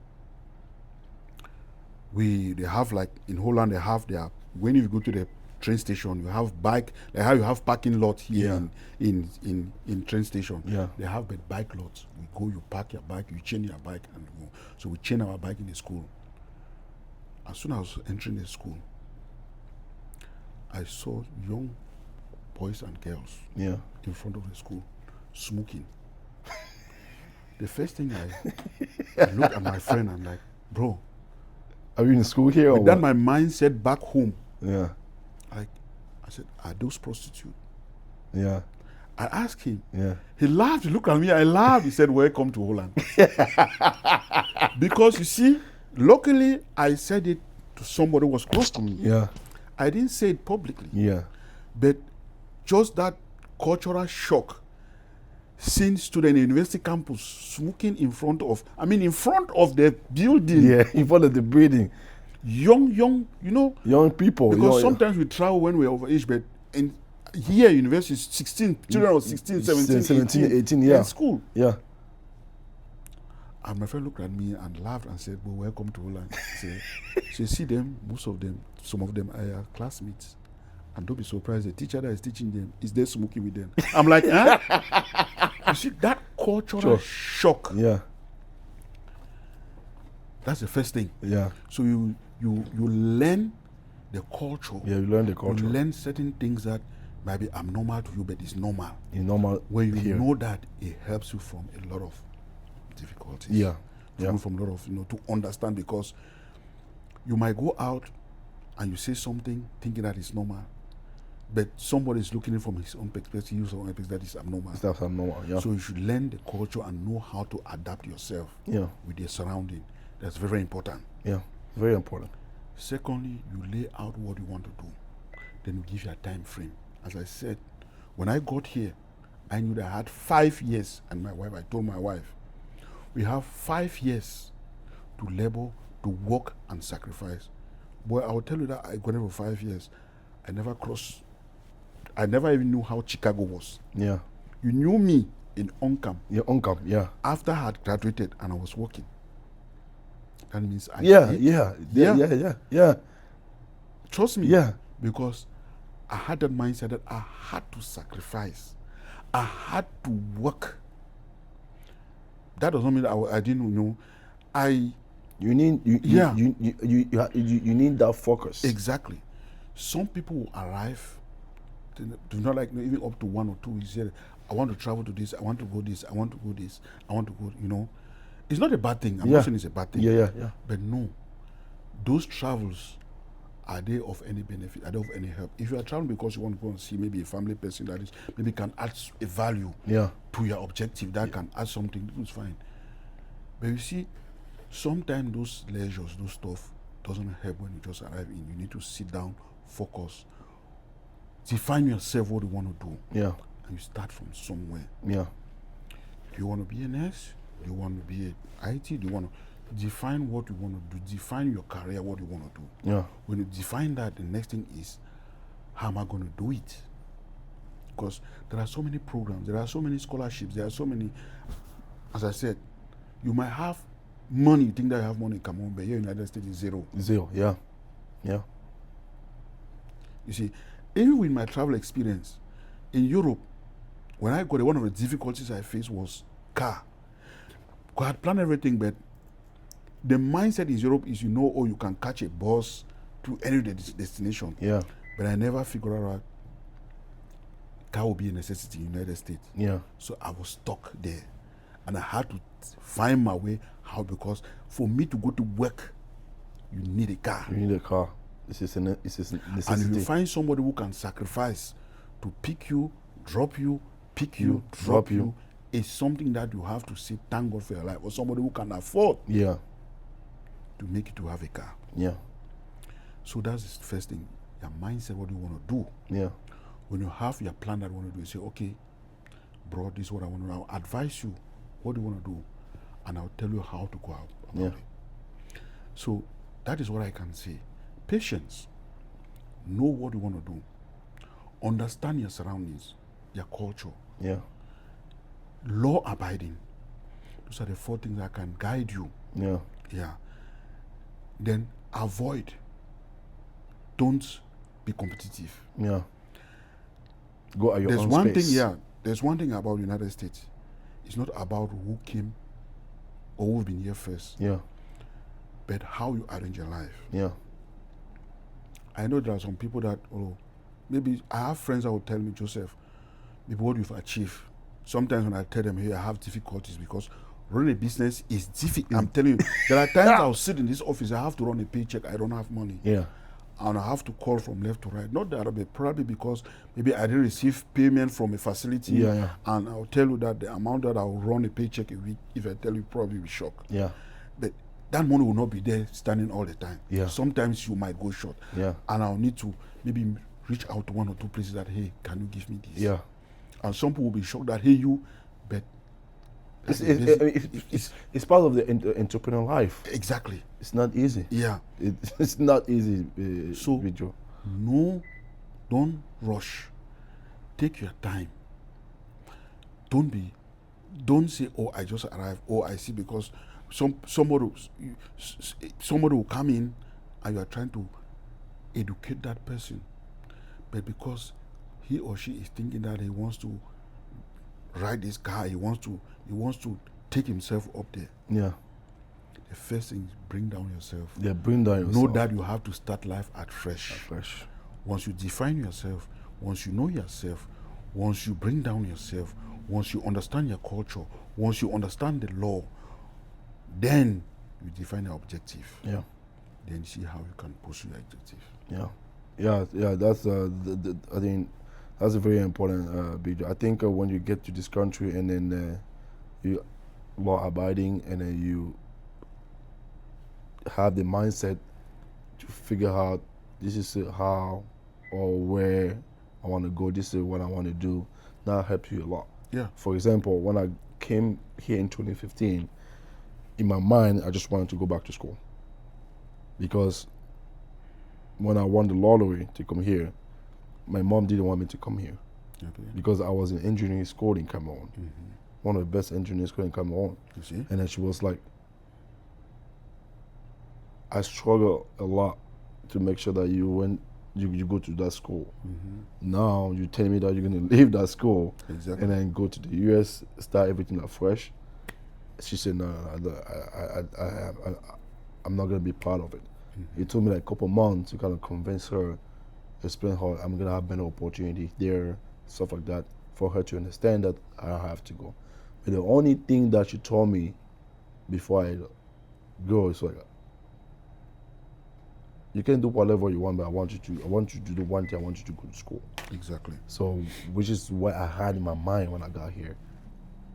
That I want to praise my mom because she wanted me to go to school. And you see, that mindset, Yeah. because you got there, you were focused, you already defined yourself before coming here. Yeah. Just as I defined myself before coming here. You came here, Emmanuel, I knew when you got here. Yeah. And I'm proud of you because you came here today, you have a bachelor's degree in software engineering. Yeah. And that is something that I would say needs, you took that courage, you took that determination. Yeah. You made that determination that, oh, I want to achieve this. Yeah. And that's exactly what I'm saying. Yeah. You came in, you didn't say, oh, I was an engineer or this is, you said, no, I'm going to go back because you already understood the system. Yeah. I'm not saying that you might be lucky. There are people that will come here, they'll be lucky, you can arrange, or maybe they'll get job in their field. Yeah. But trust me, this culture, you need to understand. And one of the things that will help us understand the American society is go to school. Yeah. When you go to school, there are a lot of things that you're going to learn along the process. Yeah. A lot. And it is not only about just coming and just, because sometimes we come, we go to work. That's why we go to work sometimes. We just come and get a job and they fire us. Yeah. You lose the job. Yeah. Because you've not integrated. You need that integration. Yeah. You need that integration. And that integration is what is going to keep us going. Yeah. And because you said, oh, I have to go to school, you already define yourself. Yeah. And today I'm proud to tell you that you're one of the most successful people I have known in Chicago. Yeah. You came out, you graduated in flying colors. Even with your graduation, you are still operating your business. Yeah. You Yeah. understand? Yeah. And that is our spirit. Yeah. Yeah. And that is how we should encourage those who come in. Yeah. Define yourself. Yeah, you've come in. I know you're excited. Okay, this is the culture. This is how you have to do. Try to educate newcomers. Yeah. Hey, don't do this. Know that they perceive this culture this way. Yeah. Avoid this. Try to respect the law. Yeah. Some of us who come here, good thing about our community is, especially the immigrant community, Yeah. that's one thing I've discovered, because we are law, we don't easily get into trouble with the police. Yeah. We don't get in trouble. Yeah. That's one thing I would say. We do a good job Yeah. in educating or in enlightening those who come in. Yeah. Yeah. Yeah. So the first thing is law abiding. Yeah. And as you said, when you do that, you define yourself. It's going to be something. Yeah, yeah. I mean, if you law abiding and then you have a mindset that help you focus on your goals, you're gonna achieve you're gonna achieve good things. Yeah. Because I had that mindset that you described earlier, that I wanted to go back to school. You know, I was grateful. I mean, I say that all the time. I was grateful to be welcomed to this country by my brother Igor. Okay. You know, who opened the door for me to know some people who guide me to get where I am today. Okay. So, but that mindset, because even if he did open me, even if he did like introduce me to those people and that opened me those doors, but if I didn't have that mindset, I would have gone nowhere. Yeah, you know. But because I had that mindset, I want to go to school. I want to be an engineer. I used all the opportunity I have in front of me to reach that goal. And then after I graduated from college and I got a job as a software engineer, I always turn, okay, what's next? What can I do on the side? Because in my blood, I know I have an entrepreneurship mindset. Exactly. I have an entrepreneurship spirit. That's why I opened a business that I can do on the side while I'm working as a software engineer. Exactly. And then I went back and I do the same thing as you did. I was like, okay, when I was going to school, I was driving for Uber, you know, on the side to help me pay for my living expenses. Exactly. And then when I graduated from college, I wanted to have a business in the transportation industry. I was like, okay, I don't want to do Uber. I want to do the next level, which is a luxury transportation.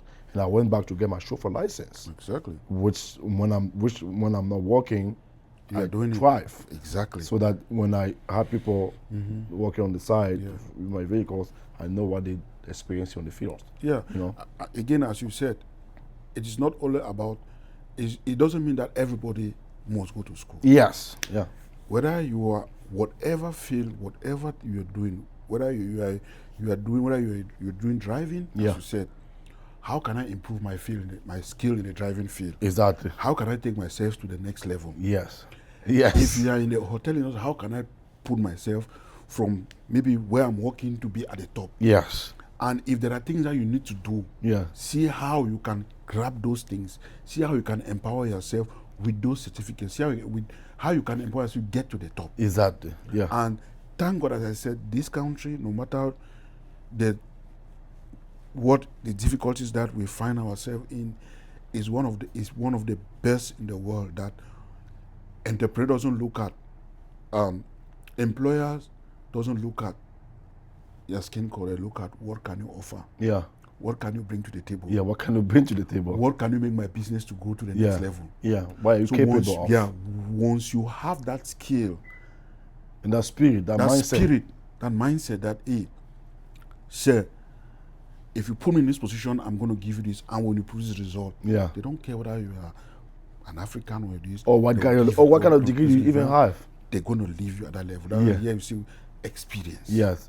So, as I said, it doesn't matter. It's not you must go to school. No. Yeah. Whatever you're doing, trying to educate yourself. Try to see how you can expand, and then grow in what you're interested in and what you think you love to do. Exactly. Yeah, because yes, that's true. Because when we say go to school, people always think that maybe you have to go to college, to university to get the bachelor degree, the master's degree. Yeah. When I mean by go to school is get yourself trained in the field that you think this is what I want to do. Exactly. Okay, if you sit down and think, okay, I want to be, I don't know, I want to be whatever I want to be, but okay, how can I get the proper training? The proper training in that field that I'm interested to get to the next level or to the top, because anything here, you can get trained and then get those certification, get those licenses, and then reach your level to the top. Exactly. If you think, like inside of you, that okay, this is what I want to do. Yeah. This is what I want to be. Get trained. Go to school to get trained to whatever it is. If it's a six weeks program, get that 6 week program and then move to the top. If it's a 4-year program, get a 4-year program and move to the top. But get educated to open, yourself to many, many doors. Yeah. Again, as you said, it is not only about, as I said, define yourself. Yeah. There are so many of us that are good with handwork. Yeah. Mm-hmm. Back home, we're mechanics, with plumbing, stuff like that. Yeah, electrician. Trust me, money that those people make a day. That's what I heard. Money that you see, but that's a feel that if you just come here, right? Yeah. And maybe whoever receives you tell the person, "Oh, I was good at this." The person will like, "Oh, if you are good at that, is that something that you think that you can improve on your skill?" Yeah. Because everything that you do, it needs some level of certification, some level of education. Yes. No matter how good you are with the hand, with your skills, you always have to back that up with something. Yes. With a certificate, with something to show you can do it. Yeah. So as I said, you come here if you are skilled in something. So no matter what you want to do, see how you can improve or you can enhance yourself in your field or any field that you are doing. Yeah. Whether it's plumbing, whether it's electrician, whether it's see how you can expand. Yeah, definitely. Important. Yeah, definitely. So it's not only about nursing, it's not only about IT, it's not anything that you are doing. So so it's not no matter what field you decide see to how choose. you can enhance your knowledge. Yeah, enhance your knowledge, definitely. So if you have like just one advice to give to anybody just come here, what it is? Just one advice. Hard work. Hard work. Hard work. Be respectful. Be obedient. Yeah. And hold God to yourself. Yeah. Be prayerful. Yeah. Yeah. Yeah, I think that really stood out to me because in this country, if you work hard, you're respectful, you're consistent, Yeah. you're persistent, Mm-hmm. it's gonna pay off. Patience. Patient, you have to be very patient. If you're Mm-hmm. patient, Yeah. if you have a plan, you work hard, you're consistent, and you're patient, Mm-hmm. you're gonna see the You're gonna result. achieve your goal. You're gonna achieve the Be goal. prayerful. Yeah. Also. Also, Very important. Very put God in the Everything that center you do. of everything. Everything you do, put God. Yeah, put God in. Yeah, definitely. Yeah, if you put God in everything you do, I think you're gonna be everything's gonna be good. Everything's gonna be good because this country, when you work hard and then you're consistent, you're persistent, I think he definitely opened a lot of door to whatever you're gonna do. I think that's something that's a very, very, very important.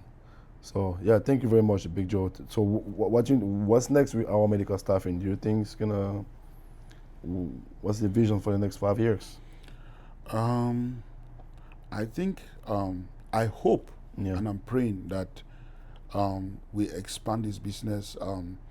We don't confine ourselves only in Oswego or Chicago Yeah. or Illinois, Yeah. but expand to other states. Okay. That's what I'm envisioning in the next 5 years. Okay. So I hope with the prayers and the support of the community and the support of everybody, if we work very hard, we're gonna achieve it, and with the help of my wife Margaret. I think your wife is really the backbone of. Yeah. How long you guys been married? I can say if you ask me when I met her in 2020, 2004? No, 2001. 2001. Yeah. Okay. Wow. So you guys been together for 24 years. Yeah. So 2000, but we were married for about 20 years. 20 years. Mm-hmm. Wow. You guys been married for 20 years. Mm-hmm. What do you think I met her in 2020. Yeah, I remember 2020. No, 2002. I mean, you met 2001. Yeah. No, 2000. Yeah, 2001. Yeah. Mm-hmm. That's when I met her. Wow. Mm-hmm. Wow. So you guys been married. I mean, you guys been married for more than 20 years. Yeah. But we were married for about, let's say, between 20 years. Yeah. Mm-hmm. Wow. What do you think is I mean, you have more than 15 years in experience in marriage. Mm-hmm. So what do you think is it's not easy, especially doing business with your wife. Sometimes we have our, but marriage is tough. But again, respect. Yeah. There are times. The first thing you have to respect your wife. Yeah. The love is there. Yeah. There are good times and there are bad times. Of course, like in everything. In a relationship. Yeah. But the good thing in everything in life, Big Joe, because I think that's the mindset you need to have as a human being about everything in life. Everything in life are not gonna be perfect all the time. Perfect, exactly. It's always gonna be up and down, up and down. Life is like that. Even if you're just you're single, you're not married. Even your own life, there's gonna be a moment where you're gonna experience good things and bad things. Yeah, good thing and bad things. It's a good thing to get married. Yeah, it's a blessing. When you're married, and it's a blessing. It's a blessing. Yeah. When you are married to the right wife, to the person that is your heartbeat. Yeah. No matter what you go through. Yeah, definitely. You work together. Yeah. So she's a blessing. Yeah. And I appreciate God and I thank God. She's been there. She's a housewife at the same time. She's a hustler. Yeah, she's a hustler. When it comes to house chores, she doesn't play. Yeah. She knows her responsibility, take her responsibility. Just as I take my responsibility, I know my responsibility. Yeah. So she's everything. Yeah. She works so hard. Yeah. She's a very peaceful woman and very quiet. Yeah. Yeah. Yeah. Yeah, definitely. Yeah. Definitely. And we've we've enjoyed our years. We've gone through good and bad times. Yeah. But we thank God and we appreciate everything that we are today. Yeah. It's not easy. Yeah. But we thank God because I believe, if not of God Almighty, no matter how hard or how you work hard in your life, without the presence of God, you won't achieve. Yeah. So we might have all the knowledge, we might have all the skills, we might have, but with God's grace, where we are today is thanks to God. Yes, thanks to God. And thanks to that woman, she's been there. Yeah. In good times, in bad times, when it's difficult, we stick together. Yeah, definitely. So, thanks to my kids, and also thanks to Roland, my first son. Yeah. Yeah. Would see you as an example, and would like take responsibility whenever you need him to take responsibility. So whenever I'm not there, he's always there as his son. He also helped to guide his sisters. So he played a very great role when we got here. Yeah. He stood up he became a man at a very young age that I was least expecting, to be honest. Yeah. So that's something that I always appreciate him for. Yeah. And he has always been a kind of a model to the younger sisters. Yeah. And sometimes when the younger sisters, when they do something, like the mom say, "Hey, I'm going to tell your brother," you see them shaking because he's a disciplinarian. He doesn't play with them. So so I really appreciate that, and I also want to appreciate my kids for being there. The tough times, they've stood by us. So the family, in particular, I thank them.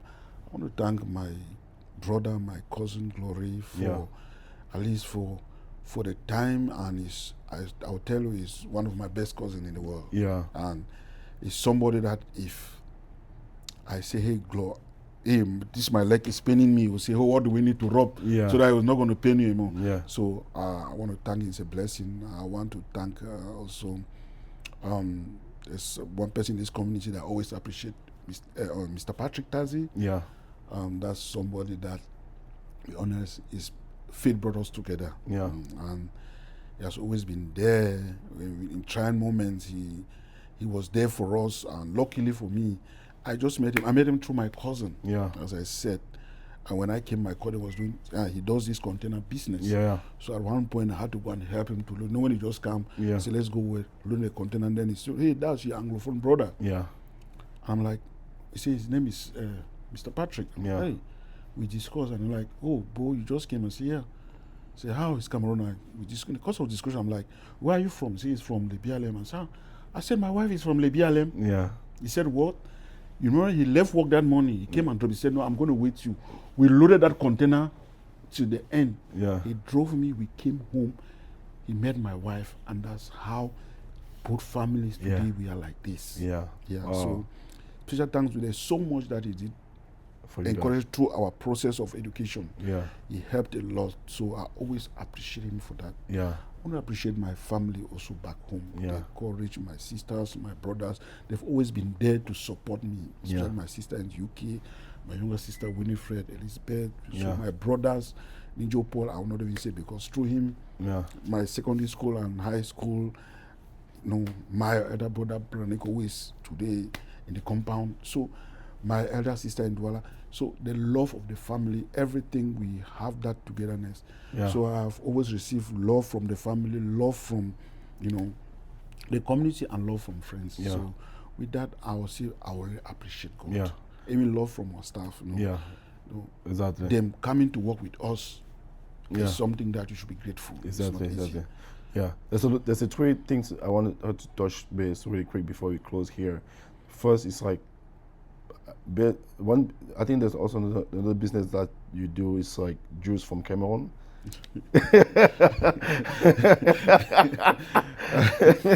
I'm saying because I saw some Orangina, and then there was Orangina, Gino, and then some juice at my house. Yeah. And I asked my wife, where is that coming from? She said, I bought it from Big Joe.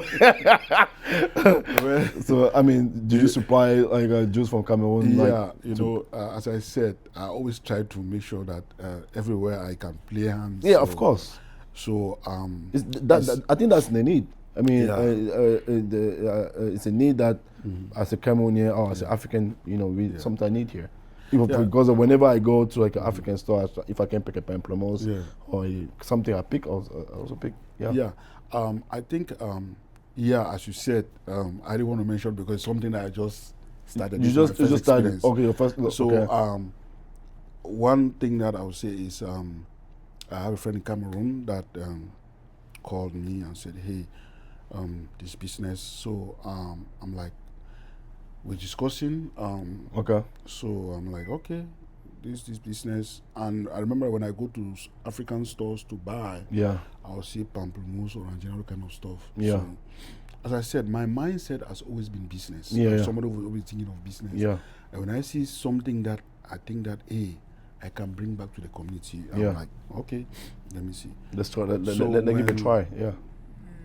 We discussed about it and like, okay, let's give it a try. We assembled some few people. It's not only my business. That's why I don't want to talk about it. Okay. It's a group of friends that we. You got. Group of friends. You guys get together to see if there can be something. Exactly. Okay. So I said, okay, let me see how we can see if we can import these drinks from Cameroon because it's kind of. So it's first trial to see how it's gonna go. Yeah, so it's been quite impressive, though.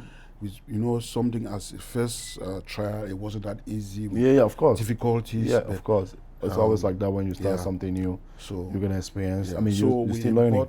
We import soft drinks. Yeah. Gino, pamplemousse, top pamplemousse, orangina, all those drinks. So it's something that is an area I'm trying to. The group is trying to exploit. Okay, sounds good. And I hope that with the first experience, maybe we're still gonna have the courage to see if we can continue. Okay. It looks productive, but and there's a lot of difficulty, a lot of strings attached. Back home it's not easy. Definitely, it is not easy going through all the. But thank God, I hope our first experience is going to help us to improve in the second shipment. It sounds good. The only thing is like, since you've been married for more than 15 years, how do you think marriage is different in Cameroon than here? Marriage? Yeah, marriage. Like, how do you think, like, how to work as a couple, how do you think it's different in Cameroon than here? Oh, it's a different mindset because here it's about, the first thing is, as I said, that's one of the cultural aspects. Back home, you know that, you're married to a wife. Yeah. Even though that is kind of a little bit, we see it in Cameroon now, people tend to understand that, hey, you don't marry the wife to leave your wife at home, or you go and work and come, or you have just a housewife. Yeah. Even now in Cameroon, that mindset is changing. You see girls being entrepreneurs in businesses, that entrepreneurship even in ladies. Yeah. And I believe that old mindset that we should have, that married is my wife has to stay home. Yeah. Now it's beginning to disappear with the younger generation. Yeah. So, but again, as I said, I grew up in a family where my mom and dad were all working. Yeah.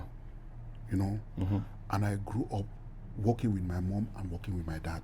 Okay. Like I said, my dad had a cocoa and coffee farm. My mom was growing cash crops. Yeah. So, right from primary school, I would get up from school, go to the farm, help my dad. Sometimes I have to go to the farm, help my mom. When the season of planting corn, I will make sure I will go and clear my mom's farm corn for her to plant her corn. If it's time for granite, I will go arrange and I will go to hold the farm. So I grew up working. Yeah. I grew up with it. I would say my mom and dad were farmers. Yeah. So I grew up working in the cocoa farm, in the coffee farm. I'll tell you that the unity in our family is because we grew up in a mindset, in a community, in the way our dad made it such that by the time I got to a certain age, the first and the second, my elder sister was out of the house and my elder brother was already working. So, but my cousins and nephews, all of them, During Christmas, everybody is in a family house. Wow. Because in Boya, December, that's a coffee period. That's a period where we pluck coffee. Okay. So even if you are going to enjoy, you know how you go to enjoy Christmas, you come back on the 26th, you are in the farm to pluck coffee. Yeah. You understand? Yeah. So I grew up in that mindset. Yeah, that mindset, yeah. So even I talk about Glory. I mean, even Glory, my cousin Glory, Yeah. they'll leave Yaoundé and come to Boya. Yeah. So vacation, that's first term holidays Yeah. and third term holidays, we always have a house packed full of family Family. because agriculture was our main source of sustenance. Yeah. We harvest coffee, we harvest cocoa, summer holidays, dry it.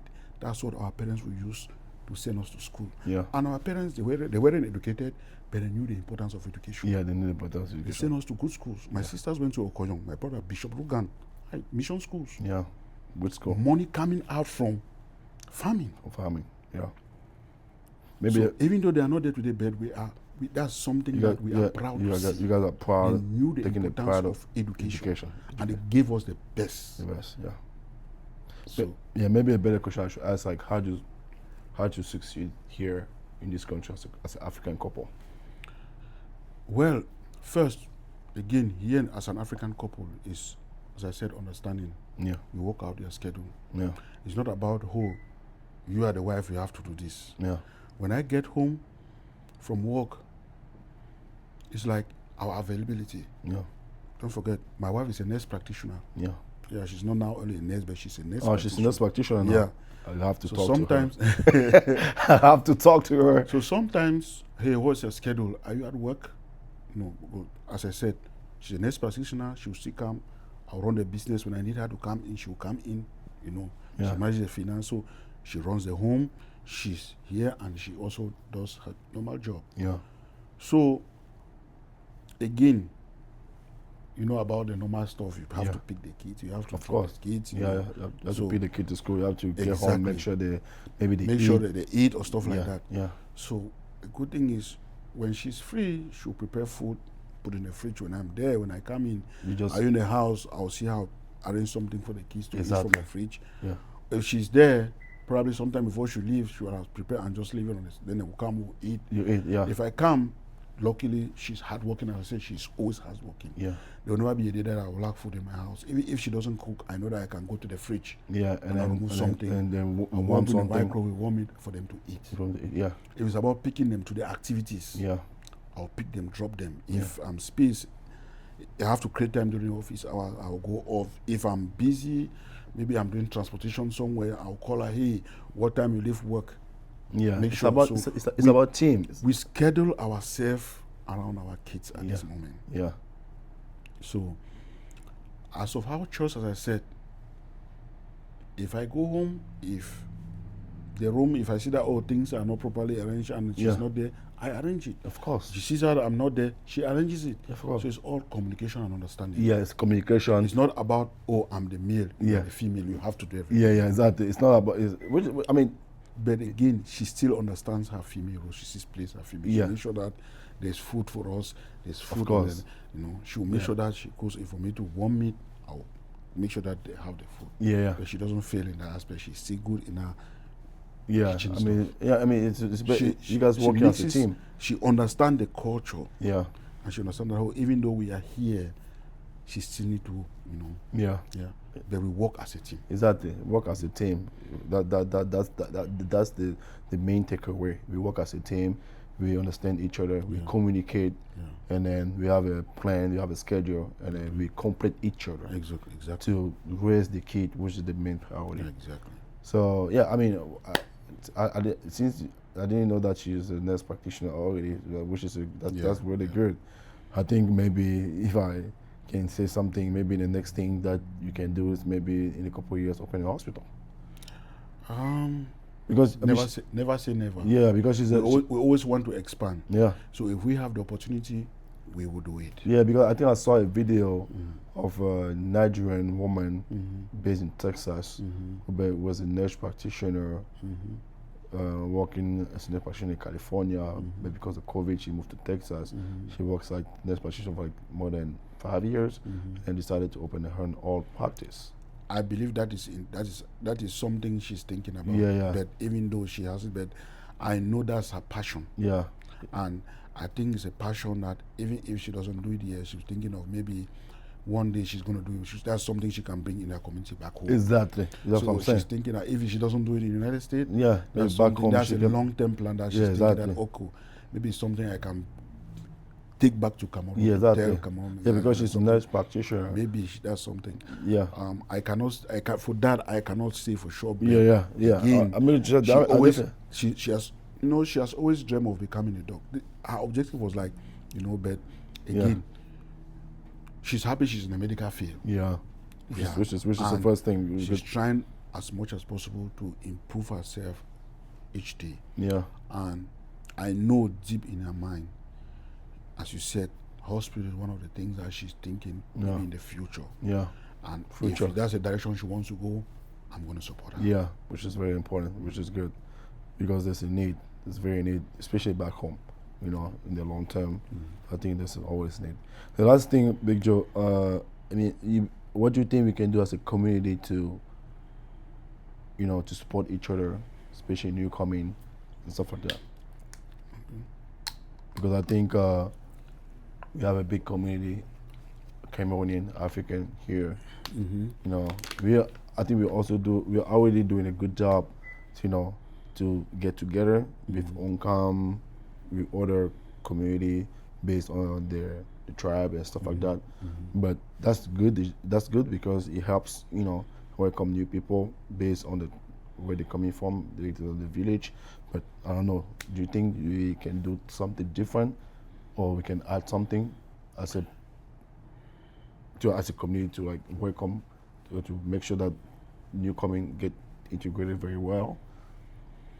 Well, I think that one of the things that I think we are already doing it, as you said, through our various community groups. Yes.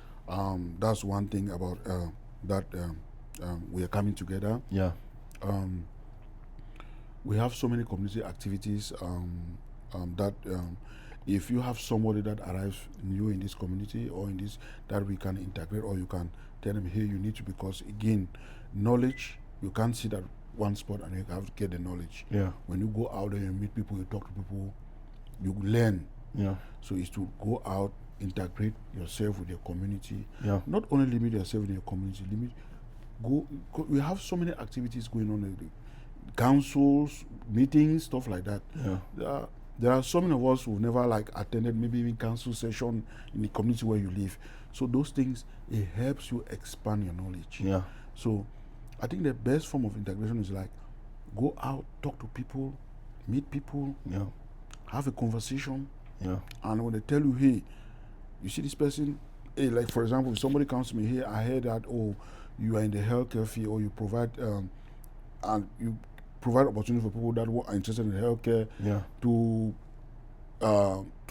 help them to grow their knowledge, or to have the basic knowledge to go into healthcare. I'm like, okay, so you want to get into the healthcare field, I will have a conversation with you, and I will tell you, where you need to start, and I can put you through what is your level, or what level, how can you get into the field. If I see somebody that, if he is interested in IT, which I did, I'll try to encourage, I try to tell the person how to work his way through, and I'll like, which area in IT, which specialty, because IT is kind of broad. Which specialty? I have a conversation with you. Go and make your research. Which of them pays, or which, I have that. You need to have that conversation. People need to open up. If you have somebody say, okay, I want to do IT, and not IT, I want to have an idea on software engineering. I'll say, okay, I have somebody, Emmanuel is there. You sitting here, I'll say, okay, go and meet this person. Talk to this person. That's how we can help to grow the community. Exactly. If you have somebody who say, okay, I want to be a doctor, I'll say, okay, I have people that, even though I have people that maybe is a doctor, or even if I can reach out to somebody whose son is a doctor. I say, okay, go there and talk to this person. Maybe have a conversation with the son or with the daughter. Maybe it's going to enlighten you how to get into the field. Exactly. So it's all about communication and open up. Exactly. Yeah, that's great advice. A big job. Lastly, you're in the medical field now. You're running the business in the medical field. What advice do you have to? What advice do you have for people who want to get into the medical field? The first thing is one. This field deals with a lot of information, a lot of policies. The first thing is stay out of trouble. You have to be law abiding. I'm laughing. I mean, I'm smiling and laughing because that's also one advice. The first advice that I had while I was doing the podcast with a nurse practitioner, which is a wife or I didn't know him, Jack.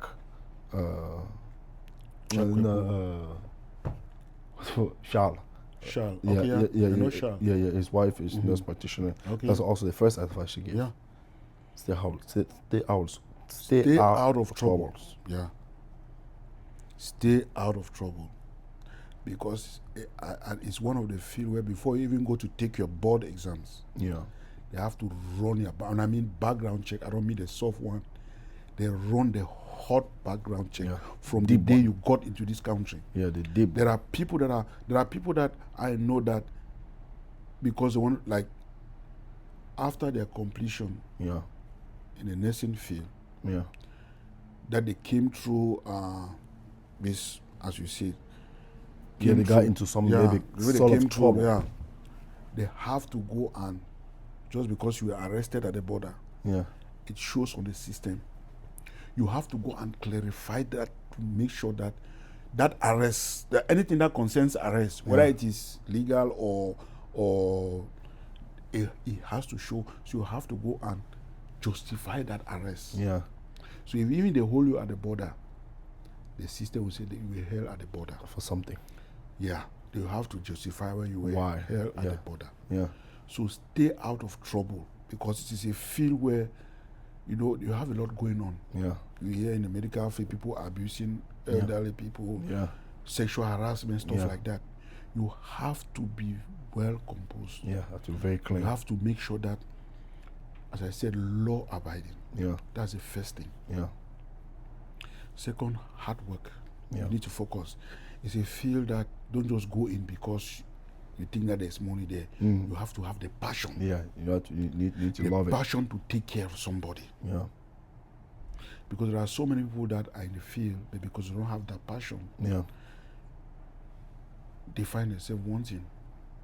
Yeah. Or they lack. Yeah. They can't You can keep they it don't up. focus exactly. So you have to have that passion. Don't just go into it because you hear, they are making this amount of money an hour. But you have to have the passion to take care of somebody. Yeah. Yeah. And also you have to be patient. Yeah. Yeah. Yeah. I mean, I'm asking because, the medical field is a field that most immigrants trying to get into, most Cameroonian people trying to get into. I was just curious, since you... Yeah. The truth is, as I said, why, people always go into areas where the good thing about medical field is it's a job that is always In demand? need. Yeah, in need. Yeah. Now, you will see people say, nurses, they make a lot. They make a lot because they also work a lot. Yeah. Trust me, there are people that work 80 hours, 60 hours. They don't work 40 hours a week. Yeah. You understand? They work 40, they work 60, they work 80 a week. Yeah. Because they are working hard. Yeah. So you make the money because you are putting that extra time. Yeah. You understand? Yeah. Because it's a field that you always need people to come and work. And as an immigrant, it's a field there that you can easily integrate yourself. Yeah. That as soon as you are done, they'll be hunting for you to come and work. Yeah. And you want something that once you graduate, you want to make sure that, okay, if before going to school I took a student loan, you want to make sure that as soon as you get out from school, you can start earning some money to see how you can start paying back the loan. Yeah. So it's a field where when you go in, if you have the passion and you go in, you having a job, Yeah. It will be easy. It will not be, Yeah, there's always job availability. there won't be We always have shortage of nurses everywhere. Yeah. So that's why, immigrants will always find where it's easy for us to sail. Yeah. So it's something that is assured that once you graduate, you have a job. You have a job, yeah. I said that. Which so is that's why you have a lot of immigrants in the field. Yeah. I mean, which is one thing you have to consider when you're thinking about doing something. You want to do something that first you love, you're passionate about, you think you're gonna work hard and don't feel like you're working because you love the job. Yeah. And also something that you're not gonna be struggling to find a job. Because it's mentally difficult when you go to school and you graduate. Maybe you take some student loan and then you sacrifice a lot and then you're not able to find a job in your field. But medical field is a field where if you have that passion to take care of people, and then and you work hard, you can easily find a job wherever you go, and then you're gonna make money if you have that dedication to put in the work. Yeah. Wow. Thank you very much, Big Dog. I think that was a great advice. That was a great conversation. If you have a last thing that you want to say, what it is, you have something that you want to close on? What I'll just say is I want to say thank you, Mr. Emmanuel, for this opportunity. Thank you for the great job that you're doing. Trying to enlighten the community. As you said, let's see how we can build a strong community, a strong community by working and helping out and reaching out. If we have people who want to reach out, let's see how we can reach out to them. Yeah. I really appreciate the effort that you are doing to reach out to those you think they can bring something to the community. Yeah. Thank you very much. I really appreciate the time. I know it wasn't easy. You've been behind me for so long for this podcast. Yeah. Thank God that finally we made it today. Yeah. All I can say is I wish you the best. Thank you very much. Let's see how we can continue with the fight. Yeah, thank you. How we can grow our community. Yeah, thank you very much. I mean, this is not the last podcast we're gonna do because, I might reach out to you later, so we can talk about other stuff. Maybe like something that's happening in your field, some current event happening in the field that I think we can have a good conversation to educate or to, enlighten the community about it. So definitely gonna have more podcasts to come. So thank you very much for your time, Big Joe. And then before we close, I want to remind our brother and sister that our brother Big Joe and his wife have this business in Oswego called AWA Medical Staffing. So I'm definitely going to put everything related to the business in the description of this video. Okay. And then so they can learn more about what you do. Okay. What kind of people you hire, and then what kind of training you offer here. Yeah. Because I think we need to support each other. So it's AWA Medical Staffing in Oswego. And then, thank you very much, guys, to check it out. And then reach out if you have any question. If you know someone want to get training in CNA, EKG, and then phlebotomy, they can have that training here at AWA Medical Staffing in Oswego at a good price at our brother and sister medical staffing. They can do that here. And then I want to say thank you very much, guys, for watching. And then if you really got some value out of this video, I would appreciate if you can subscribe to the channel, and then share. That's how we can reach more people. That's how we can have more guests to have meaningful conversation to provide value to you. So if you can hit that subscribe button, if you can like the video, I would really appreciate it. So don't forget to check out AWA Medical Staffing, and also Tito Spring for our brother. So everything about those two things are going to be in the video description for you guys to check it out. Thank you very much, and thank you guys for watching, and we'll catch you guys next time. Thank you very much, Big Joe. It was a pleasure to talk to you. Appreciate it. Thank you very much.